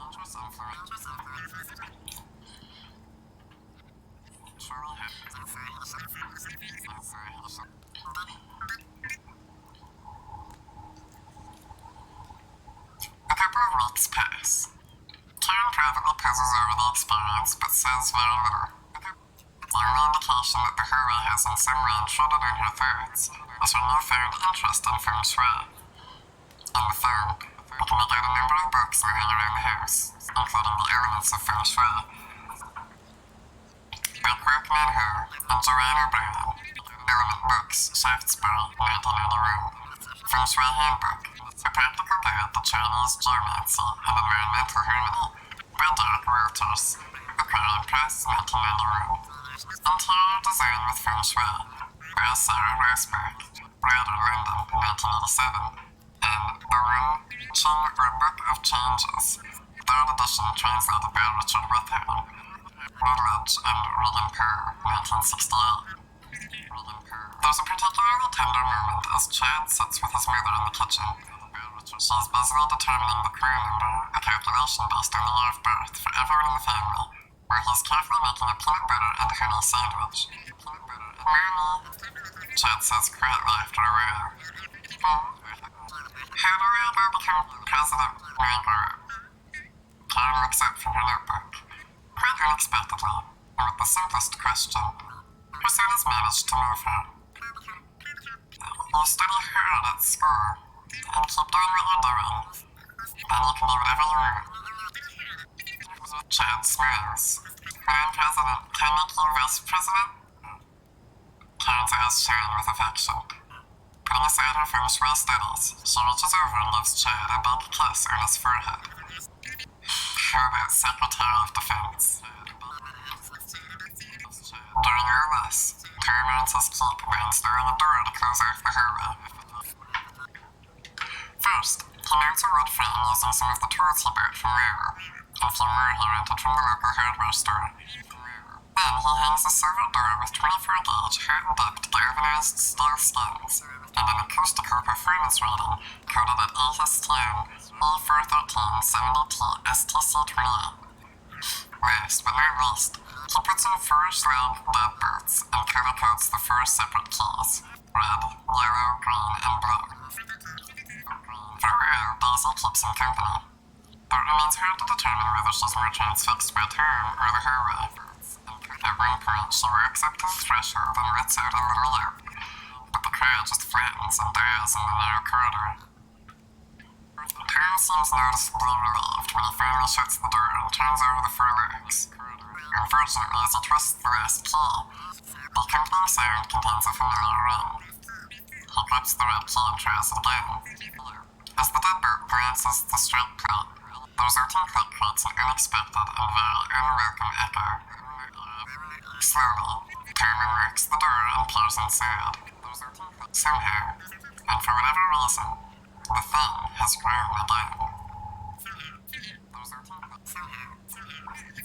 Intermittently, Davidson opens the door himself and stares down the hallway, sometimes using a flashlight, sometimes just studying the darkness itself. What do you do with that? Davidson asks his brother one evening. Move. Karen replies. Sadly, even the unnatural darkness now lurked behind a steel door. Karen and Davidson still continue to say very little to each other, their own feelings seemingly as impossible for them to address as the meaning of the hallway itself. Chad accompanies his mother to town as she searches for various feng shui objects guaranteed to change the energy of the home, where Maisie follows her father around the house as he passes from room to room, talking vehemently on the phone with Reston, trying to come up with a feasible and acceptable way to investigate the phenomenon lurking in his living room. Until finally, in the middle of all this, he lifts his daughter onto his shoulders. Unfortunately, as soon as Karen returns, Davidson sets Daisy back there on the floor and retreats to the study to continue his discussions alone. With domestic tensions proving a little too much to stomach, Tom escapes to the garage where he works for a rare dollhouse he has started to build for Daisy. 73. See Louis Marciano's Tom's 1865 shelter in this old house, September-October 1995, page 87. Until eventually he takes a break, drifting out to the backyard to get high and hot in the sun, pointedly walking around the patch of lawn the hallway should, for all intents and purposes, occupy. Before long, both Chad and Daisy are sliding up to this great bear snoring under a tree. Even though they start to tie his shoelaces together, tickle his nostrils with round blades of grass, or use a mirror to focus the sun on his nose, Tom remains remarkably patient. He almost seems to enjoy their mischief, growling, yawning, playing along, putting both of them in a headlock, Chad and Daisy laughing hysterically, until finally all three are exhausted and snoozing into dusk. Considering the complexity of Karen and Davidson's relationship, it is fortunate our understanding of their problems is not left entirely up to interpretation. Some of their respective views and feelings are revealed in their video journal entries. Sex, sex, sex, Karen whispers into her camcorder. It was like we just met when we got here. The kids would go out and we'd fuck in the kitchen, in the shower, even did in the garage. But ever since that closet thing appeared, I can't. I don't know why. It terrifies me. On the same subject, Davidson offers a similar view. When we first moved here, Karen was like a college co-ed. Anywhere, anytime. Now, all of a sudden, she refuses to be touched. I kiss her, she practically starts to cry. And it all started when we got back from Seattle. Nor does it seem to help that Davidson and Karen both have among their books Erica Jones' Fear of Flying, New York, Heart, Reinhardt, and Winston, 1973. Ann Harper's. Thank you for the refuel relics. I'll do that right this moment. I need to grab a fresh hydraulics canister, actually. When I run out into the trees, I think I have some hardware to notice stashed. I can't remember if they're under the trees or above the trees, but I'll find them eventually. They're out there. Nothing in this forest can escape my vision, can escape my grasp forever.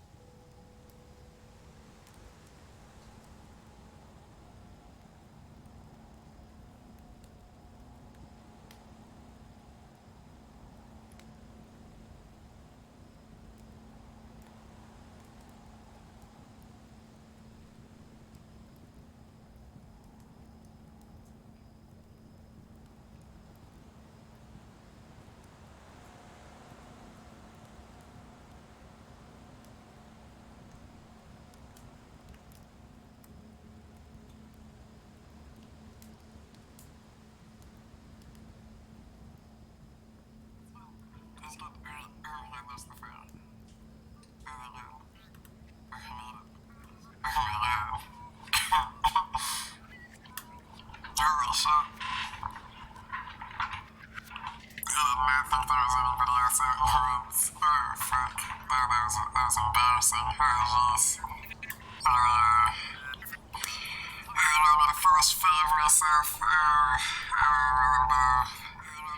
Egg on my face. You know, a little bit of blood on my wings, if you know what I mean. Alright. We're back. We're back at the farm. I do have many refill canister. I'll take another sip of it. I'd have it. I really need it though. Some fresh water. Alright, let's continue reading chapter 5. I'm gonna try and get through chapter 5 today.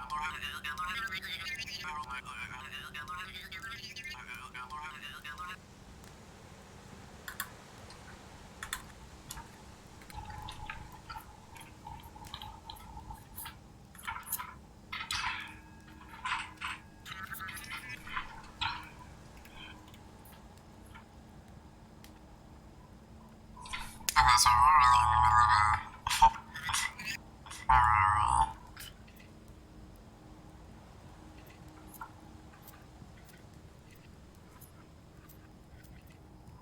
we're reading this list of sources. This list of, books that can and will Davidson have among their books. They have Erkler's Fear Frame, New York Courtroom here in Winston, 1973. Ian Hooper's The Ultimate Sex Book, a therapist's guide to the programs and techniques that will enhance your relationship and transform your life. DK Publishing, Donkey, Co. X-Rays, Broken Daisy Chains, Seattle, Turnover Air Press, 1989. Chris Owens, 1001 Sex Secrets Every Man Should Know, New York, Avon Books, 1995. As well as Chris Owens, 1001 Sex Secrets Every Woman Should Know, New York, Avon Books, 1995. But the division between them is not just physical. Karen again. Doesn't he see a door I'm going in there because I love him? You don't need to be a genius to realize there's something really bad about that place. Maybe, don't you see that? The only thing I want to do is go in there, but she's adamant that I don't. I love her, so I won't. But, well, it's just killing me. Maybe because I know this is all about her and her fears, her anxieties. She hasn't even given a thought to what I care about. Until finally, the lack of physical intimacy and emotional understanding leads both of them to make privately voiced ultimatums. Karen, but I will say this, if he goes in there and out of here, kids in her, Davidson, if she keeps up this cold front, you better burn in there.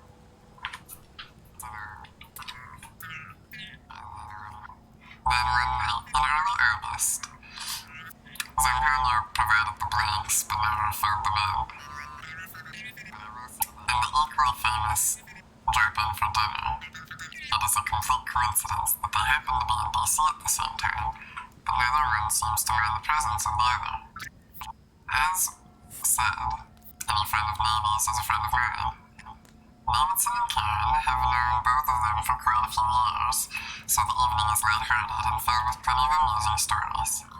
Clearly, Karen and Davidson relish the chance to reminisce a little about some good times when things seemed a lot less complicated. Perhaps a little starstruck, Tom says very little.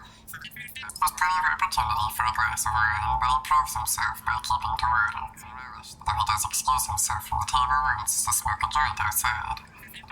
Much to Tom's surprise and delight, joins him. As the evening progresses, harps a little on Davidson's newfound domesticity. No more crazy Navy, eh? How those days going for good? I remember when you'd party all night, shoot all morning, and then spend the rest of the day developing your film. In a closet with just a bucket and a bulb if you had to. Round about you don't even have a dark room here. Which is just a little too much for Davidson to hear. Here. You wanna see a dark room? I'll show you a dark room. Don't you dare, Navy. Karen immediately cries. Come on, Karen, they're our friends, Davidson says, leading the two celebrities into the living room where he instructs them to look out the window so they can see for themselves his ordinary backyard.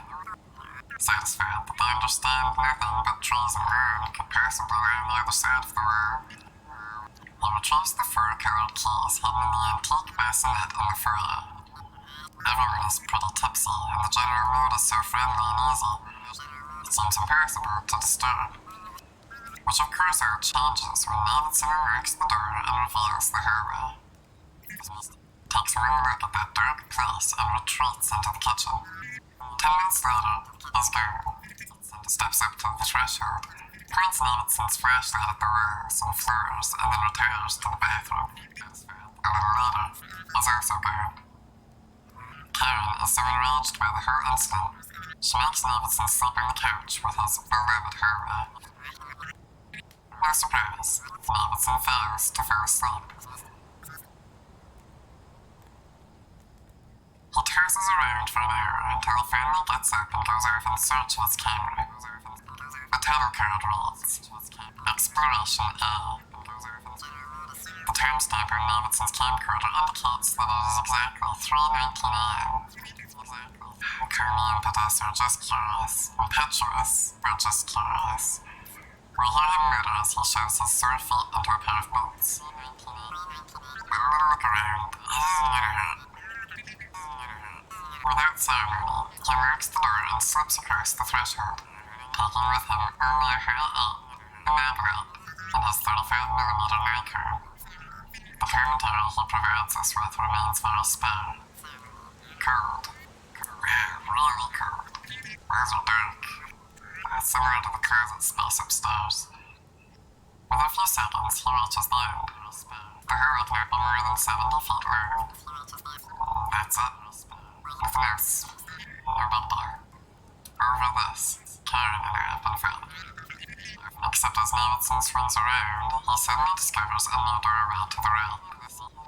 Was not there before. What the? Davidson carefully nudges his flashlight into this new darkness and discovers an even longer corridor. This one's easily, I'd say, 100 feet. A few seconds later, he comes across a still larger corridor branching off to the left. It is at least 15 feet wide with a ceiling well over 10 feet high. The length of this one, however, is impossible to estimate as Davidson's flashlight proves useless against the darkness ahead, dying long before it can ever come close to determining an end. Davidson pushes ahead, moving deeper and deeper into the house, eventually passing a number of doorways leading off into alternate passageways or chambers. Here's a door, no lock. A room, a very big, empty. No windows, no switches, no outlets. Heading back to the corridor. Leaving the room, it seems colder now, and I'm just getting colder. There's another door, unlocked. Another room, again, no windows. Continuing on. Flashlight and camera skitter across ceiling and floor in loose harmony, stabbing into small rooms, alcoves, or spaces reminiscent of closets, though no shirts hang there. Still, no matter how far Davidson proceeds down this particular passageway, his light never comes close to touching the punctuation point promised by the converging perspective lines, sliding on and on, spanning one space after another. A constant stream of corners and walls, all of them unreadable and perfectly smooth. Finally, Davidson stops in front of an entrance much larger than the rest. It arcs high above his head and yawns into an undisturbed blackness. His flashlight finds the floor, but no walls, and, for the first time, no ceiling. Only now do we begin to see how big Davidson's house really is. Something should be said here about Davidson's hand. Although the footage he personally shoots, there rarely exists a shake, tremble, jerk, or even a case of poor framing.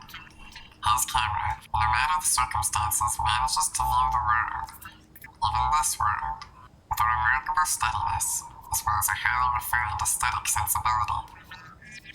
comparisons immediately make Davidson's strengths apparent. Harry Roberts' tape is virtually unreachable. Tilted frames, out of focus, shakes, horrible lighting, and finally oblivion when faced with danger. Likewise, Karen and Tom's tapes reflect their inexperience and can only be considered for content. Only the images Davidson shoots captures the otherness inherent in that place.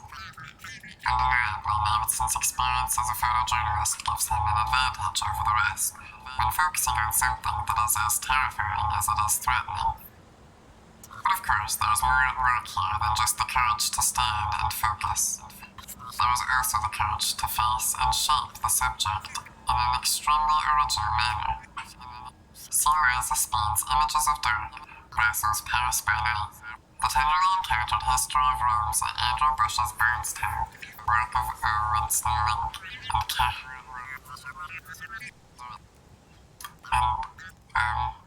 William Henry Jackson, Edward Weston, William Baker, Yusuf Kirsch, Adam Kirk Merriman, Julia Margaret Cameron, George Bernard, Leonard Nielsen, Bob Ritz, Nancy Burson, Untitled 1993, Brother Law, Henry Carter Bresson, Police Death in the Year, William Wegman, Gordon Parks, Alvin Randall, Coburn, Edward Russia, Robert Pointing, Simpson Kalisher, Bob Everman, Volkert Hofer, Natural Buildings, 1991, Lee Friedlander, Mark Edwards, Harry Callahan, Robert Frank, Baltimore Sun Photography, Aubrey Brodero, Charles Gatewood, Frank Barker, Leland Rice, John Reynolds, Robert D'Alessandro, Victor Kepler, Larry Fink, Evan Davies, Bert Jacoby, Mark Ozil, George Washington Russell,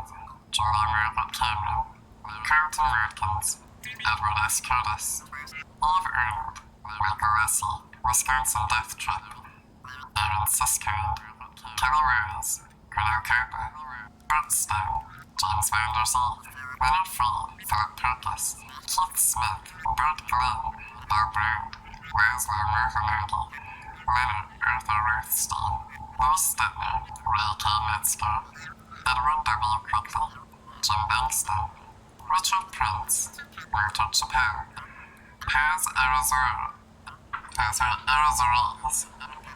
Rosamund Wolfe Purcell, E.J. Mary, Gary Renegade, Alexander Gardner, Wayne Bullock, Neil Slevin, Lou Thomas, Patrick Nagatoni, Donald Bloomberg, David Plowden, Ernestine Rubin, Will McBride, David Vestal, Jerry Picard, George Gardner, Elena Sincova, Frank Goheek, Olivia Parker, Charles Traub, Ashen Mehta, Walter Rosenbaum, Bruce Gilden, Imogen Cunningham, Barbara Crane, Louis Burns, Roger Manick, George Krause, Sarah Walter, William Horace, Ed Douglas, John Baldessari, Charles Herbert, Greg McGregor, William DeKirk, Lila Raymond, Hero, Darren Worth, Peter Mandelbaum, Brett Weston, Joe Friedman,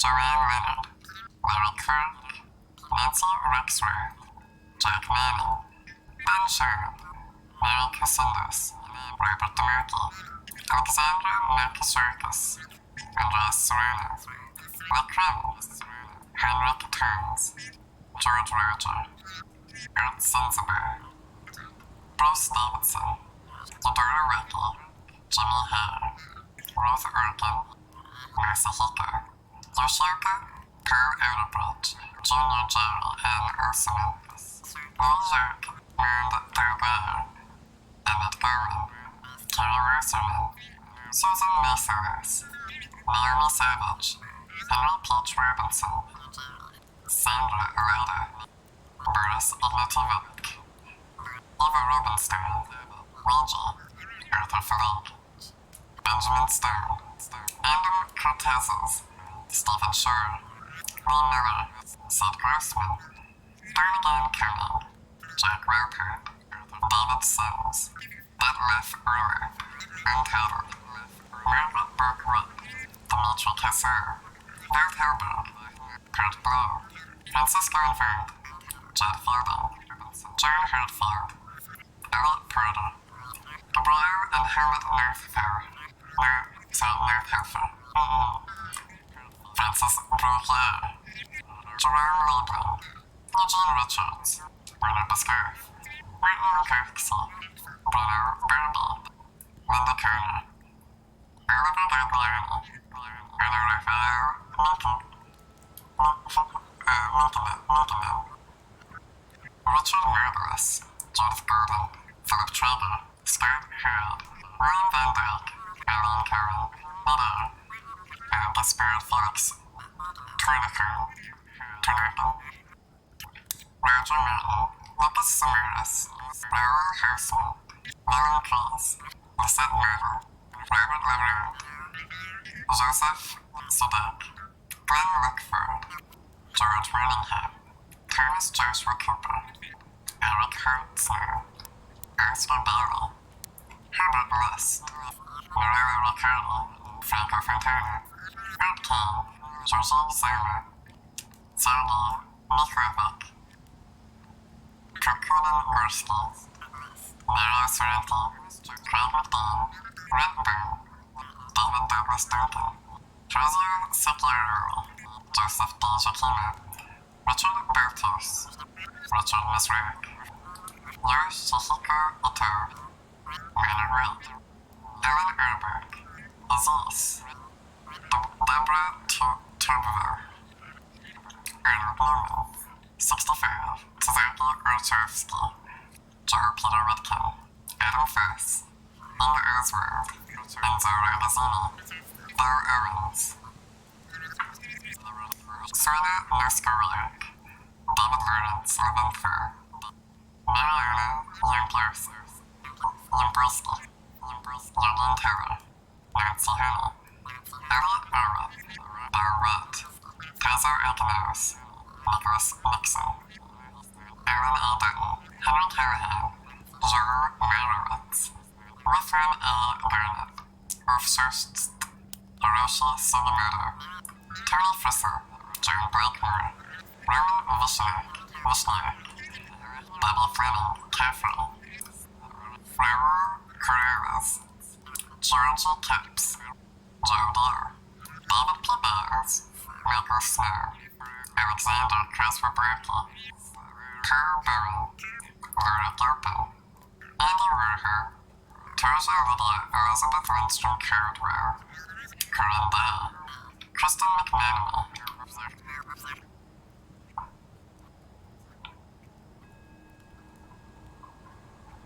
Danny Ryan, Eric Solomon, Desiree Shirley, Kirk Lewicki, Carol Beckwith, George Kitcherson, Sailing Ships in an Icefield, 1869. W. Eugene Smith, William Crane, Jose Ortiz, Eckhard, Edward Muybridge, and David Octavius Hill, Ernest Sander, Edward Dozette, Herbert Bayer, Man Ray, Alex Webb, Francis B. Johnston, Russell Lee, Susie Lake, Jacob Delano, Diane Cook, Henry Kazoo, Lyra Kuznetsova, Mildred Georgievi, Terry Fincher, Joe Meyerowitz, John Eric Osage, Barbara Morgan, Edward Bobbitt, Hurst P. Hurst, Hippoly Bayard, Albert Kahn, Karen Helen Nura, Charlotte M. Capone, Abigail Heyman, Marion Post Walker, Lillian Baseman, Henry Holmes, Smith, Constantine Manos, John Neely, Michael Nicholas, Roger Fenton, Adolf Lemire, Chip Kirk, Ryan Carbo, Kevin Downey, Nick Nichols, also Eric Ader, Joe Campion, Les Walker, Rob Gilly, Don King, Jeff Hornbaker, Alexander Gallardo, Russell Hoover, Jeff Flint, Chris Van Lennep, Mike Moore, Brent Humber, Evan Ferrer, Don James, John Callahan, Bill Morris, Camilo Kondo, Leonard Brady, Fred Swiegels, Eric Baseman, Shakira, Daryl Rune Brewster, Joseph Libby, Russell Hoover, Peter Freedom, Craig Peterson, Ted Grandeur, Rodinho, Steve Wilkins, Mike Foley, Ladin Dale, Travuti, Cloud Urban Poop, Raymond Martinoff, Jean Perraud, Ren Ho Now, Dickie Chappelle, Brandon Roy, Brian Grigsby, Henry Whitt, Hugh Payne Murray, Peter Ronald Van Deer, Everett Dixie Reese, Jerry E. Rose, Oliver E. Minot, Kim Savard, Bernard Morgan, Kerry Saran, Devon Vu, Nguyen Minh Huy, Charles Richard Eggleston, Sam Hill, Nguyen Owen Reed, Dick Durrance, Vivian Yang, Bernard Kohlenberg, Sam Costello, Al Chan, Philip Berkeley, and finally Eddie Adams, Charles Hurth, Ronnie Burroughs, and Dan McCullen, American soldiers tending a wounded child in a cellar of a house by candlelight, 1968. Allison Adrian Burns. Oh, by the way, not all of those names, I believe are pronounced correctly, so my apologies. Probably a pain to hear me misread a name. It's just like, oh, famous. It's pronounced like that. My bad. Allison Adrian Burns, another Zampania reader, told me this list was entirely random, with the possible exception of Priscilla's being the Russian link. Zampania was not very familiar with photographers. We just picked the names out of some books and magazines he had lying around, Burns told me. I would describe a picture to and he'd say no, or he'd say fine. A few times, he just told me to choose a page and point. Hey, whatever he wanted to do, that was what I was there for. Sometimes, though, he just wanted to hear about the LA scene, what was happening, what wasn't, the glass, the names of clubs and bars, that sort of thing. As far as I know, that was never written down. As Davidson takes his first steps with an immense arch, he is suddenly a long way away from the warm light of the living room. In fact, his creep into that place resembles the eerie faith required for any deep-sea exploration, the beam of his flashlight stretching at nothing but the invariant blackness. Davidson keeps his attention focused on the floor ahead of him, and no doubt, because he keeps looking down, the floor begins to assume a new meaning. It can no longer be taken for granted. Perhaps something lies beneath it. Perhaps it will open up into some deep fissure. Suddenly, immutable silence rushes in to replace what had momentarily shattered it. Davidson freezes, unsure whether or not he really just heard something growl. I better be able to find my way back, he finally whispers, which, though probably muttered in jest, suddenly catches him off guard. Davidson swiftly turns around. Much to his horror, he can no longer see the arch, let alone the wall. He's walked beyond the range of his light. In fact, no matter where he points the flashlight, the only thing he can perceive is oily darkness. Even worse, his panicked turn and the subsequent absence of any landmarks has made it impossible for him to remember which direction he just came from. Oh God, he blurts, creating odd repeats in the distance. He twists around again. Hey! He shouts, spanning a multitude of eyes, then rotates 45 degrees and yells "Balls!" A long moment of silence follows before he hears the faint howls racing back through the dark. After several more such turns, he discovers a loud "easy" returns a Z with the least amount of delay. This is the direction he decides on.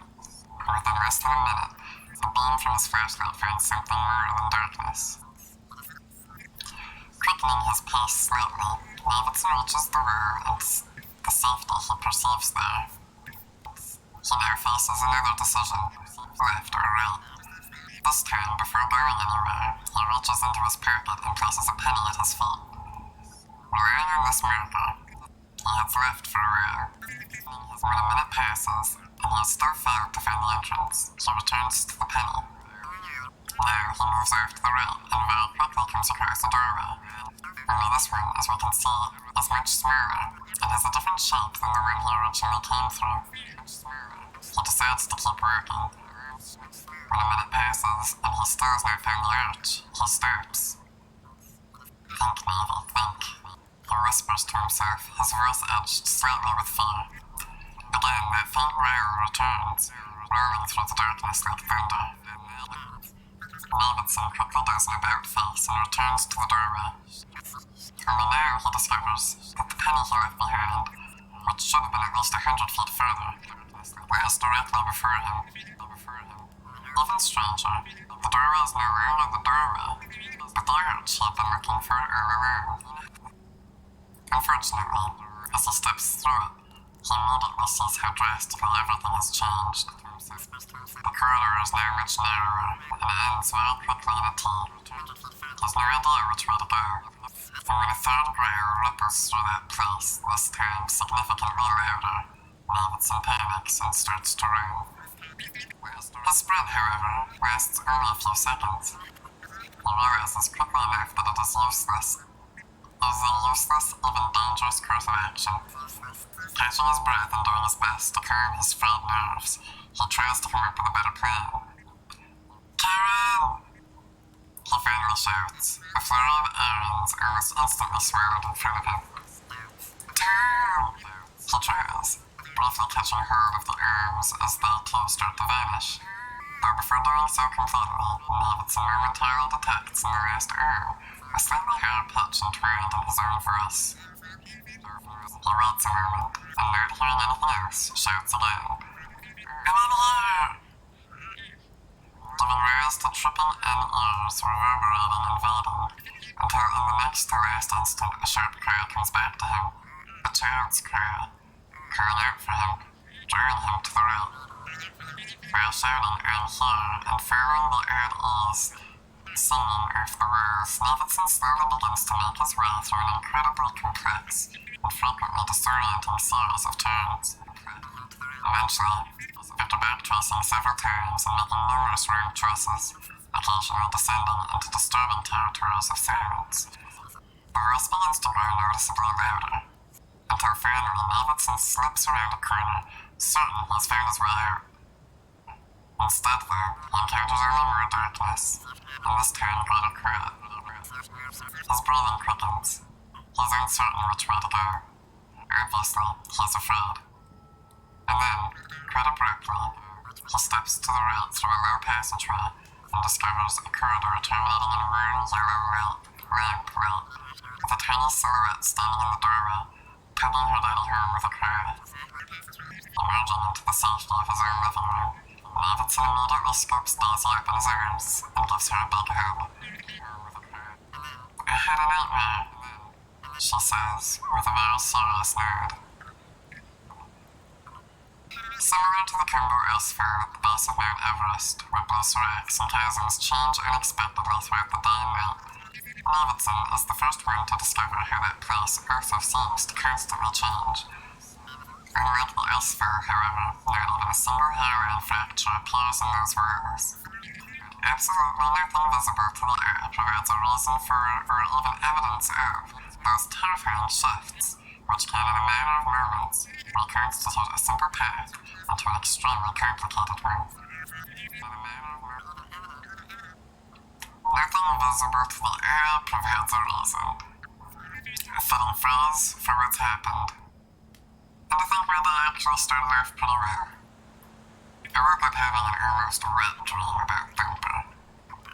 She was doing this crazy murder-eating protruded zone dance, though, after cold veil thrown aside, oddly enough never landing, rather flying around her as if she were in the middle of some kind of gentle twister.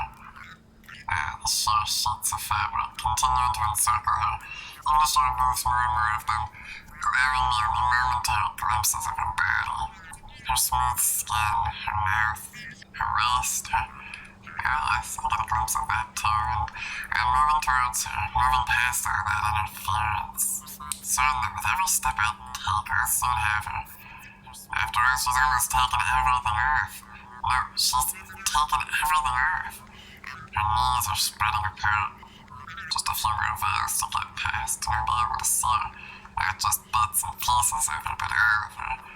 No longer molested by all this nonsense. In fact, I'm there already, which means I'm about to enter her, which apparently is enough to blow the circuit, hit the switch, prohibit that sublime and much anticipated conclusion, leaving me blind in the daylight stream pouring through my window. Fuck. I go off the cuff in the shower. As the water's hot, there's enough steam to fill the mirror. Afterwards, pack my pipe and wait up. I wake and bake. Or make worse and bake. Have a bowl of cereal and a shot of bourbon later I'm there. My friendly haze having finally arrived. I'm ready for work. Parking's easy to find. On Vista. I drive up to Sunset, even drive up to the stars, practically skipping past the by appointment only sign. Were I skipping? Because as I step into the shop, I know I'm not even 1 minute late, which is not usually the case for me. The expression on my boss's face reveals just how astonishing an achievement this is. I couldn't care less about him. I want to see Thumper. I want to find out if she's really wearing any of that diaphanous rainbow fabric I was dreaming about. Of course, she's not there, but that doesn't get me down. I'm still optimistic she'll arrive, and if not today, well, fuck. Tomorrow's just another day away. A sentiment I could almost see. I immediately sit down at the side counter and start working, mainly because I don't want to deal with my boss, which can mean jeopardizing my good mood. Of course, he couldn't care less about me or my mood. He approaches, clearing his throat. He will talk, he will ruin everything. Except it suddenly penetrates that chalky material he actually insists on calling his brain that I'm building his precious points. And sure enough, this insult prohibits his trap from opening and he leaves me alone. Points are basically clusters and needles used to shade the skin. They're necessary because a single point amounts to a prick not much bigger than this period. Alright, well maybe a little better. Anyway, 5 needles to go into what's called a 5, 7 for 7s, and so on, so they're together towards the base. I actually enjoy making them. There's something pleasant about concentrating on the subtle details, the precision required, constantly checking and rechecking to assure yourself that, yes indeed, the shapes are level, in the correct arrangement, ready at last to be fixed in place with darts of hot solder. Then I recheck or my rechecking. The points must not be too close nor too far apart or skewed in any way. Only then if I am satisfied, which usually, though taking usually does not mean always. Or I scrub the shafts and put them aside to be sterilized later in the ultrasound or autoclave. My boss thinks I can't draw worth shit. But he knows I build needles better than anyone. He tells me all the time when my tardiness, my tendency to drift and move there. And of course, those that will never ever get to tattoo anything. Journey, you do nothing, shaking his head. They're never gonna want to make permanent unless they're crazy. And let me tell you something, Journey. Crazies never pay. About my needle making, I've never heard him complain once. Crazy. Anyway, a couple of hours was by. I'm finishing up a batch of 5s, my boss's cluster of choice when he finally speaks, telling me to pull some barrels of black and purple ink and fill a few caps where I'm at it.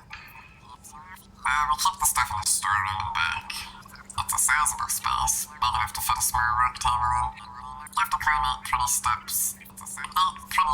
steps to reach it. And that's where we start all the extras. We have extras for almost everything, except light bulbs. For some reason my boss hasn't picked up any extra light bulbs already. Today, of course, I flipped the switch and fresh, brown poo. Okay, scratch the blame, the starting bulbs burn out. I commence flicking as if such insistent, highly repetitive, and at this point pointless action could actually resurrect the light. It doesn't. The switch has been rendered meaningless, forcing me to feel my way back around in the dark. I keep the door open so I can see okay, but it still takes me a while to negotiate the shadows before I can locate the caps and ink. By now, this would affect my dream, to say nothing of the low-throwing delivered can of alcohol and Oregon bud on Earth. Though I still continue to think about Thumper, slowly coming to grips with the fact that she won't be visiting today. This causes my spirits to drop substantially, till I realize I have no way of knowing that for certain. After all, there's still half a day left. Nah, she's not coming.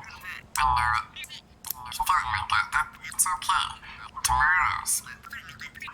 Fuck that. I start filling caps with purple, concentrating on its texture, the strange hue, imagining I can actually observe the rapid pulse of its bandwidth.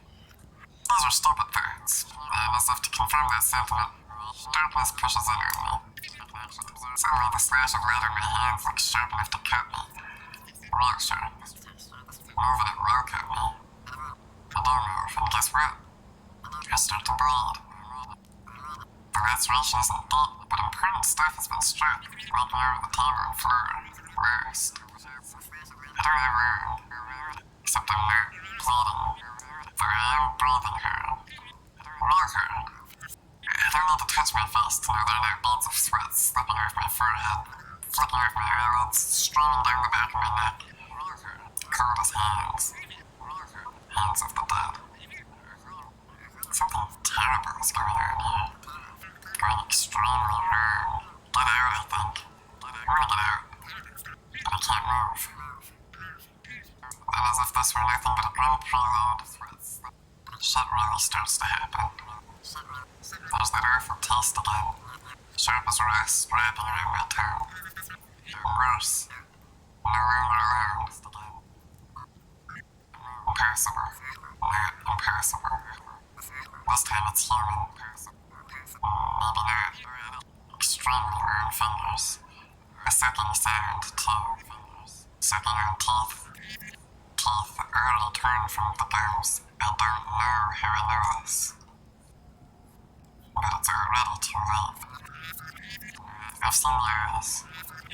Yours. I have no rights. I haven't seen this. The way they glisten red. When it begins reaching for me, slowly unfolding itself out of its corner. Mad, meat, all of it. I understand. Those eyes are full of blood. Except I'm only looking at shadows. And shelves. Of course, I'm alone. And then behind me, the door closes. The rest is in pieces. A scream, a howl, a roar. All is warping or splintering. That makes no sense. There's a terrible banging. The air is rank with stench. Or else that's not a mystery. I know the source. Burrowed wherever. I've shit myself. Pissed myself too. I can't believe it. Urine soaking into my pants, fecal matter running down the back of my legs. I'm cutting it. I must run and hide from it, but I still can't move. In fact, the more I try to escape, the less I can breathe. The more I try to hold on, the less I can focus. Something's leaving me. Parts of me. Everything falls apart. Stories heard but not recalled. Letters too. Words filling my head. Fragmenting like artillery shells. Shrapnel like syllables flying everywhere. Terrible syllables. Sharp. Cracked. Traveling at murderous speed. Tearing through it all in a very, very bad, perhaps even irreparable way. No. So. Her. Is. Incoherent. Yes. Without meaning, I'm afraid not. The shape of a face disassembling right before my eyes. went rare and battered break, like a hook. Another murder or no more than it are. On snowy days or not snowy at all, far beyond the edge of any reasonable awareness. This is what it feels like to be really afraid. Though of course it doesn't. None of us can truly approach the reality of that fear. They're in the midst of all that bedlam. At the sound of a hurt, or some other unholy blast, desperate and dying, slamming, banging into the thin row of my inner ear. Paper thin, in fact, attempting to shatter inside what had already been shattered long ago. I should be dead. Why am I still here? And as that question appears, concise, in order, properly accented, I see him holding on to the tray loaded with all those caps and bottles of black and purple ink. Not only that, but I'm already working as fast as I can through the doorway. The door is open, though I did not open it. I stubbed my toe, and falling down the stairs, tripping over myself, holding the tray in the air, the caps, the ink, all of it, floating now above me. As my hands, independent of anything I might have thought to suggest, reach up to protect my head. Something hisses and slashes out at the back of my neck. It doesn't matter. Down I go, head first, somersaulting down those 8 pretty steep steps, away through, leaving me to passively note the pain spots as they happen. Shoulders, hip, elbows. Even as I also at the same time remained dimly aware of so much ink coming down like a bad rain, splattering around me, everywhere, covering me, even the tray hitting me, though that doesn't hurt. The caps scattering across the floor, and of course the accompanying racket. Doing my best, telling them all, whoever else was there. What? Not that it was over, it wasn't. Not yet. The wind's knocked out of me. It's not coming back. Here's what I do, I think. And it's true. I'm possessed by the premonition of what will be. What has to be. My inevitable asphyxiation. At least that's what they see when births and crows they come running to the back, curled there by all that clatter and mess. What they can't see, though, is the omen seen in a fur. My fur, as I'm doused in black ink. My hands now completely covered, and see the floor is black, and have you anticipated this, or should I be more explicit? Jet on jet. For a branding instant I've watched my hands vanished. In fact, all of me has vanished. We're in hell of a disappearing act, too. The already foreseen dissolution of the self, lost without contrast, slipping into oblivion, until mid-gasp, I catch sight of my reflection in the back of the tray. The ghost in the way. Seems I'm not down, not quite. My face has been splattered with purple, as of my arms, right in contrast, and thus defining me, marking me, and at least for the moment, preserving me. Suddenly I can breathe, and with each breath, the terror rapidly dissipates. My boss, however, is scared shitless. Jesus Christ, Johnny, he says, are you okay? What happened? Can't you see I've shit myself? I think to myself. I think to shout. Now I see that I haven't. Except for the ink bleeding my threads where the pants are bone dry. I remember something about how much my toe hurts. He takes that to mean I'm alright and won't try to sue him from a wheelchair. Later, a patron points out the long, bloody scratch on the back of my neck. I'm unable to respond. Now, though, I realize what I should have said in the spirit of the dark, in the spirit of the staircase. Known so cold as I am. Which is to say, I am not what I used to be.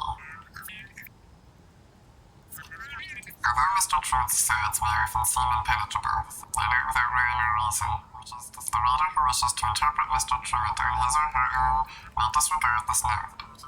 Those, however, who feel they would profit from a better understanding of his past may wish to proceed ahead and read his father's obituary in Appendix A-T-A, as well as those letters written by his institutionalized mother, in Appendix 2E. Ed.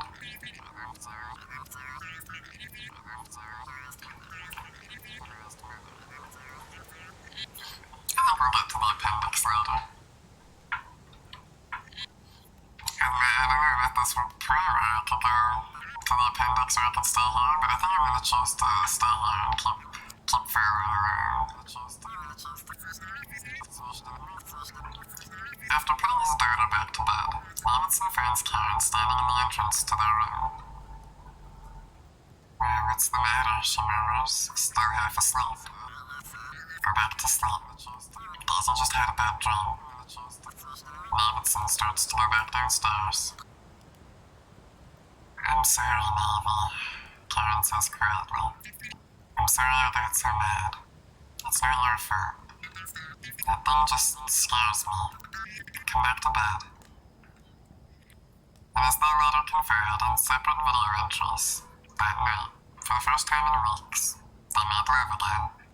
Their descriptions running the gamut of anything from gentle and comforting to familiar and very satisfying. Their bodies had repaired what words never tried to, and at least for a little while they felt close again. The next morning, with harmony now restored, Davidson couldn't bring himself to tell Karen about his visit. Fortunately, having now learned lost inside his own house has for the moment diminished his appetite for its darkness. He promises to turn over the initial investigation to Billy Reston. Then recall the New York Times, Larry King, whoever, and we'll move. End of story. Karen responds to his offer with kisses, clinging to his hand, a stability of sorts once again returning to their lives.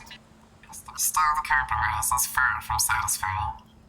As Karen records on her highlight, I told Navy I'll stay for the first week in there, but I've also told Mom I want to get out of here as soon as possible. Davidson admits in his.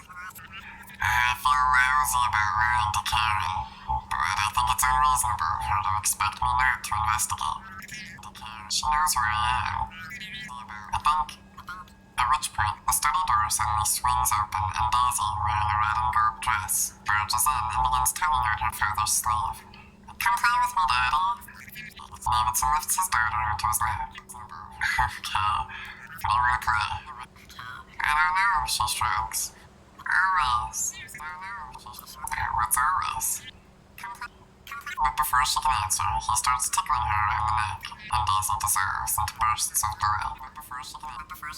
Despite the tremendous amount of material generated by Exploration A, no one has ever commented on the game Daisy wants to play with her father. Perhaps because everyone assumes it is either a request to play Urwaz, or just a childish neologism. Then again, Urwaz slightly mispronounces Herwaz. It also echoes it.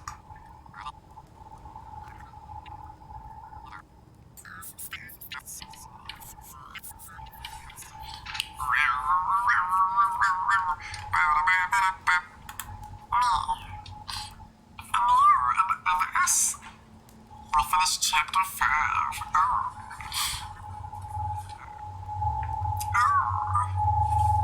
What a journey it has been, and will surely continue to be.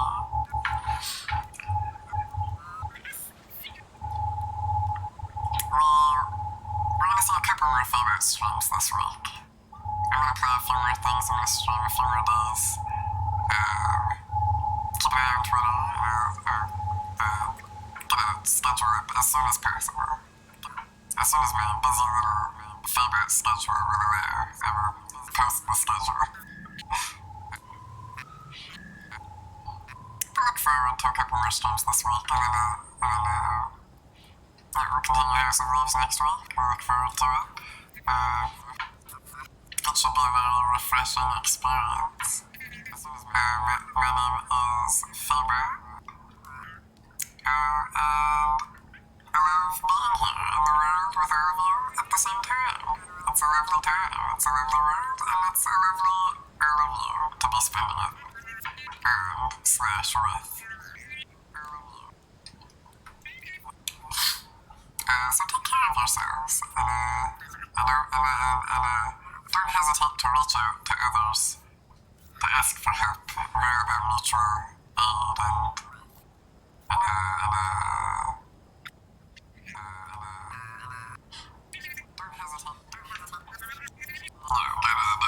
rising town left some favorites. So, let's chat.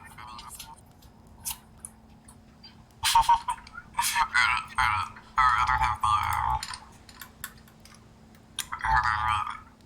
nobody has the credits pulled up. What the hell?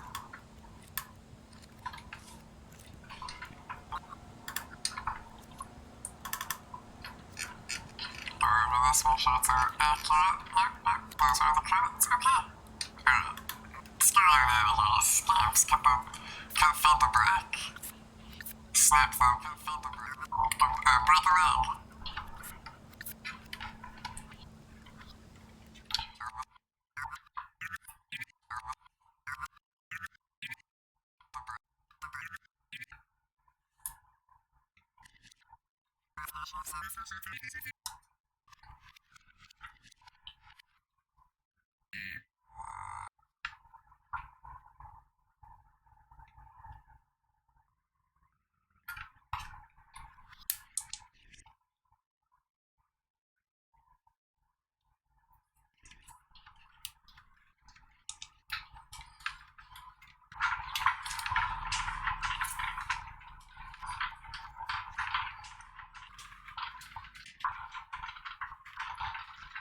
Hello? Yeah, that was fun. What's new doing something good? So we're in the next phase. If that... Well, yeah, I'm working on that. Well, we need...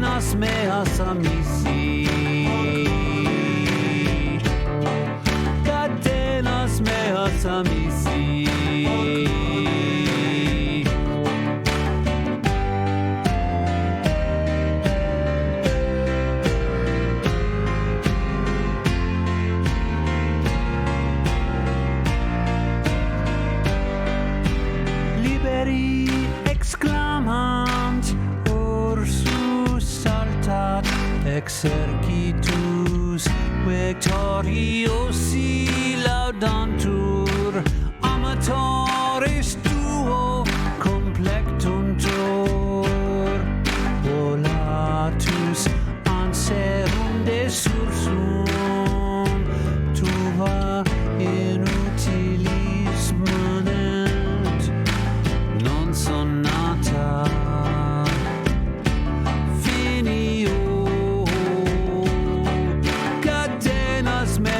amisi cadenas meas amisi urbs manet distracta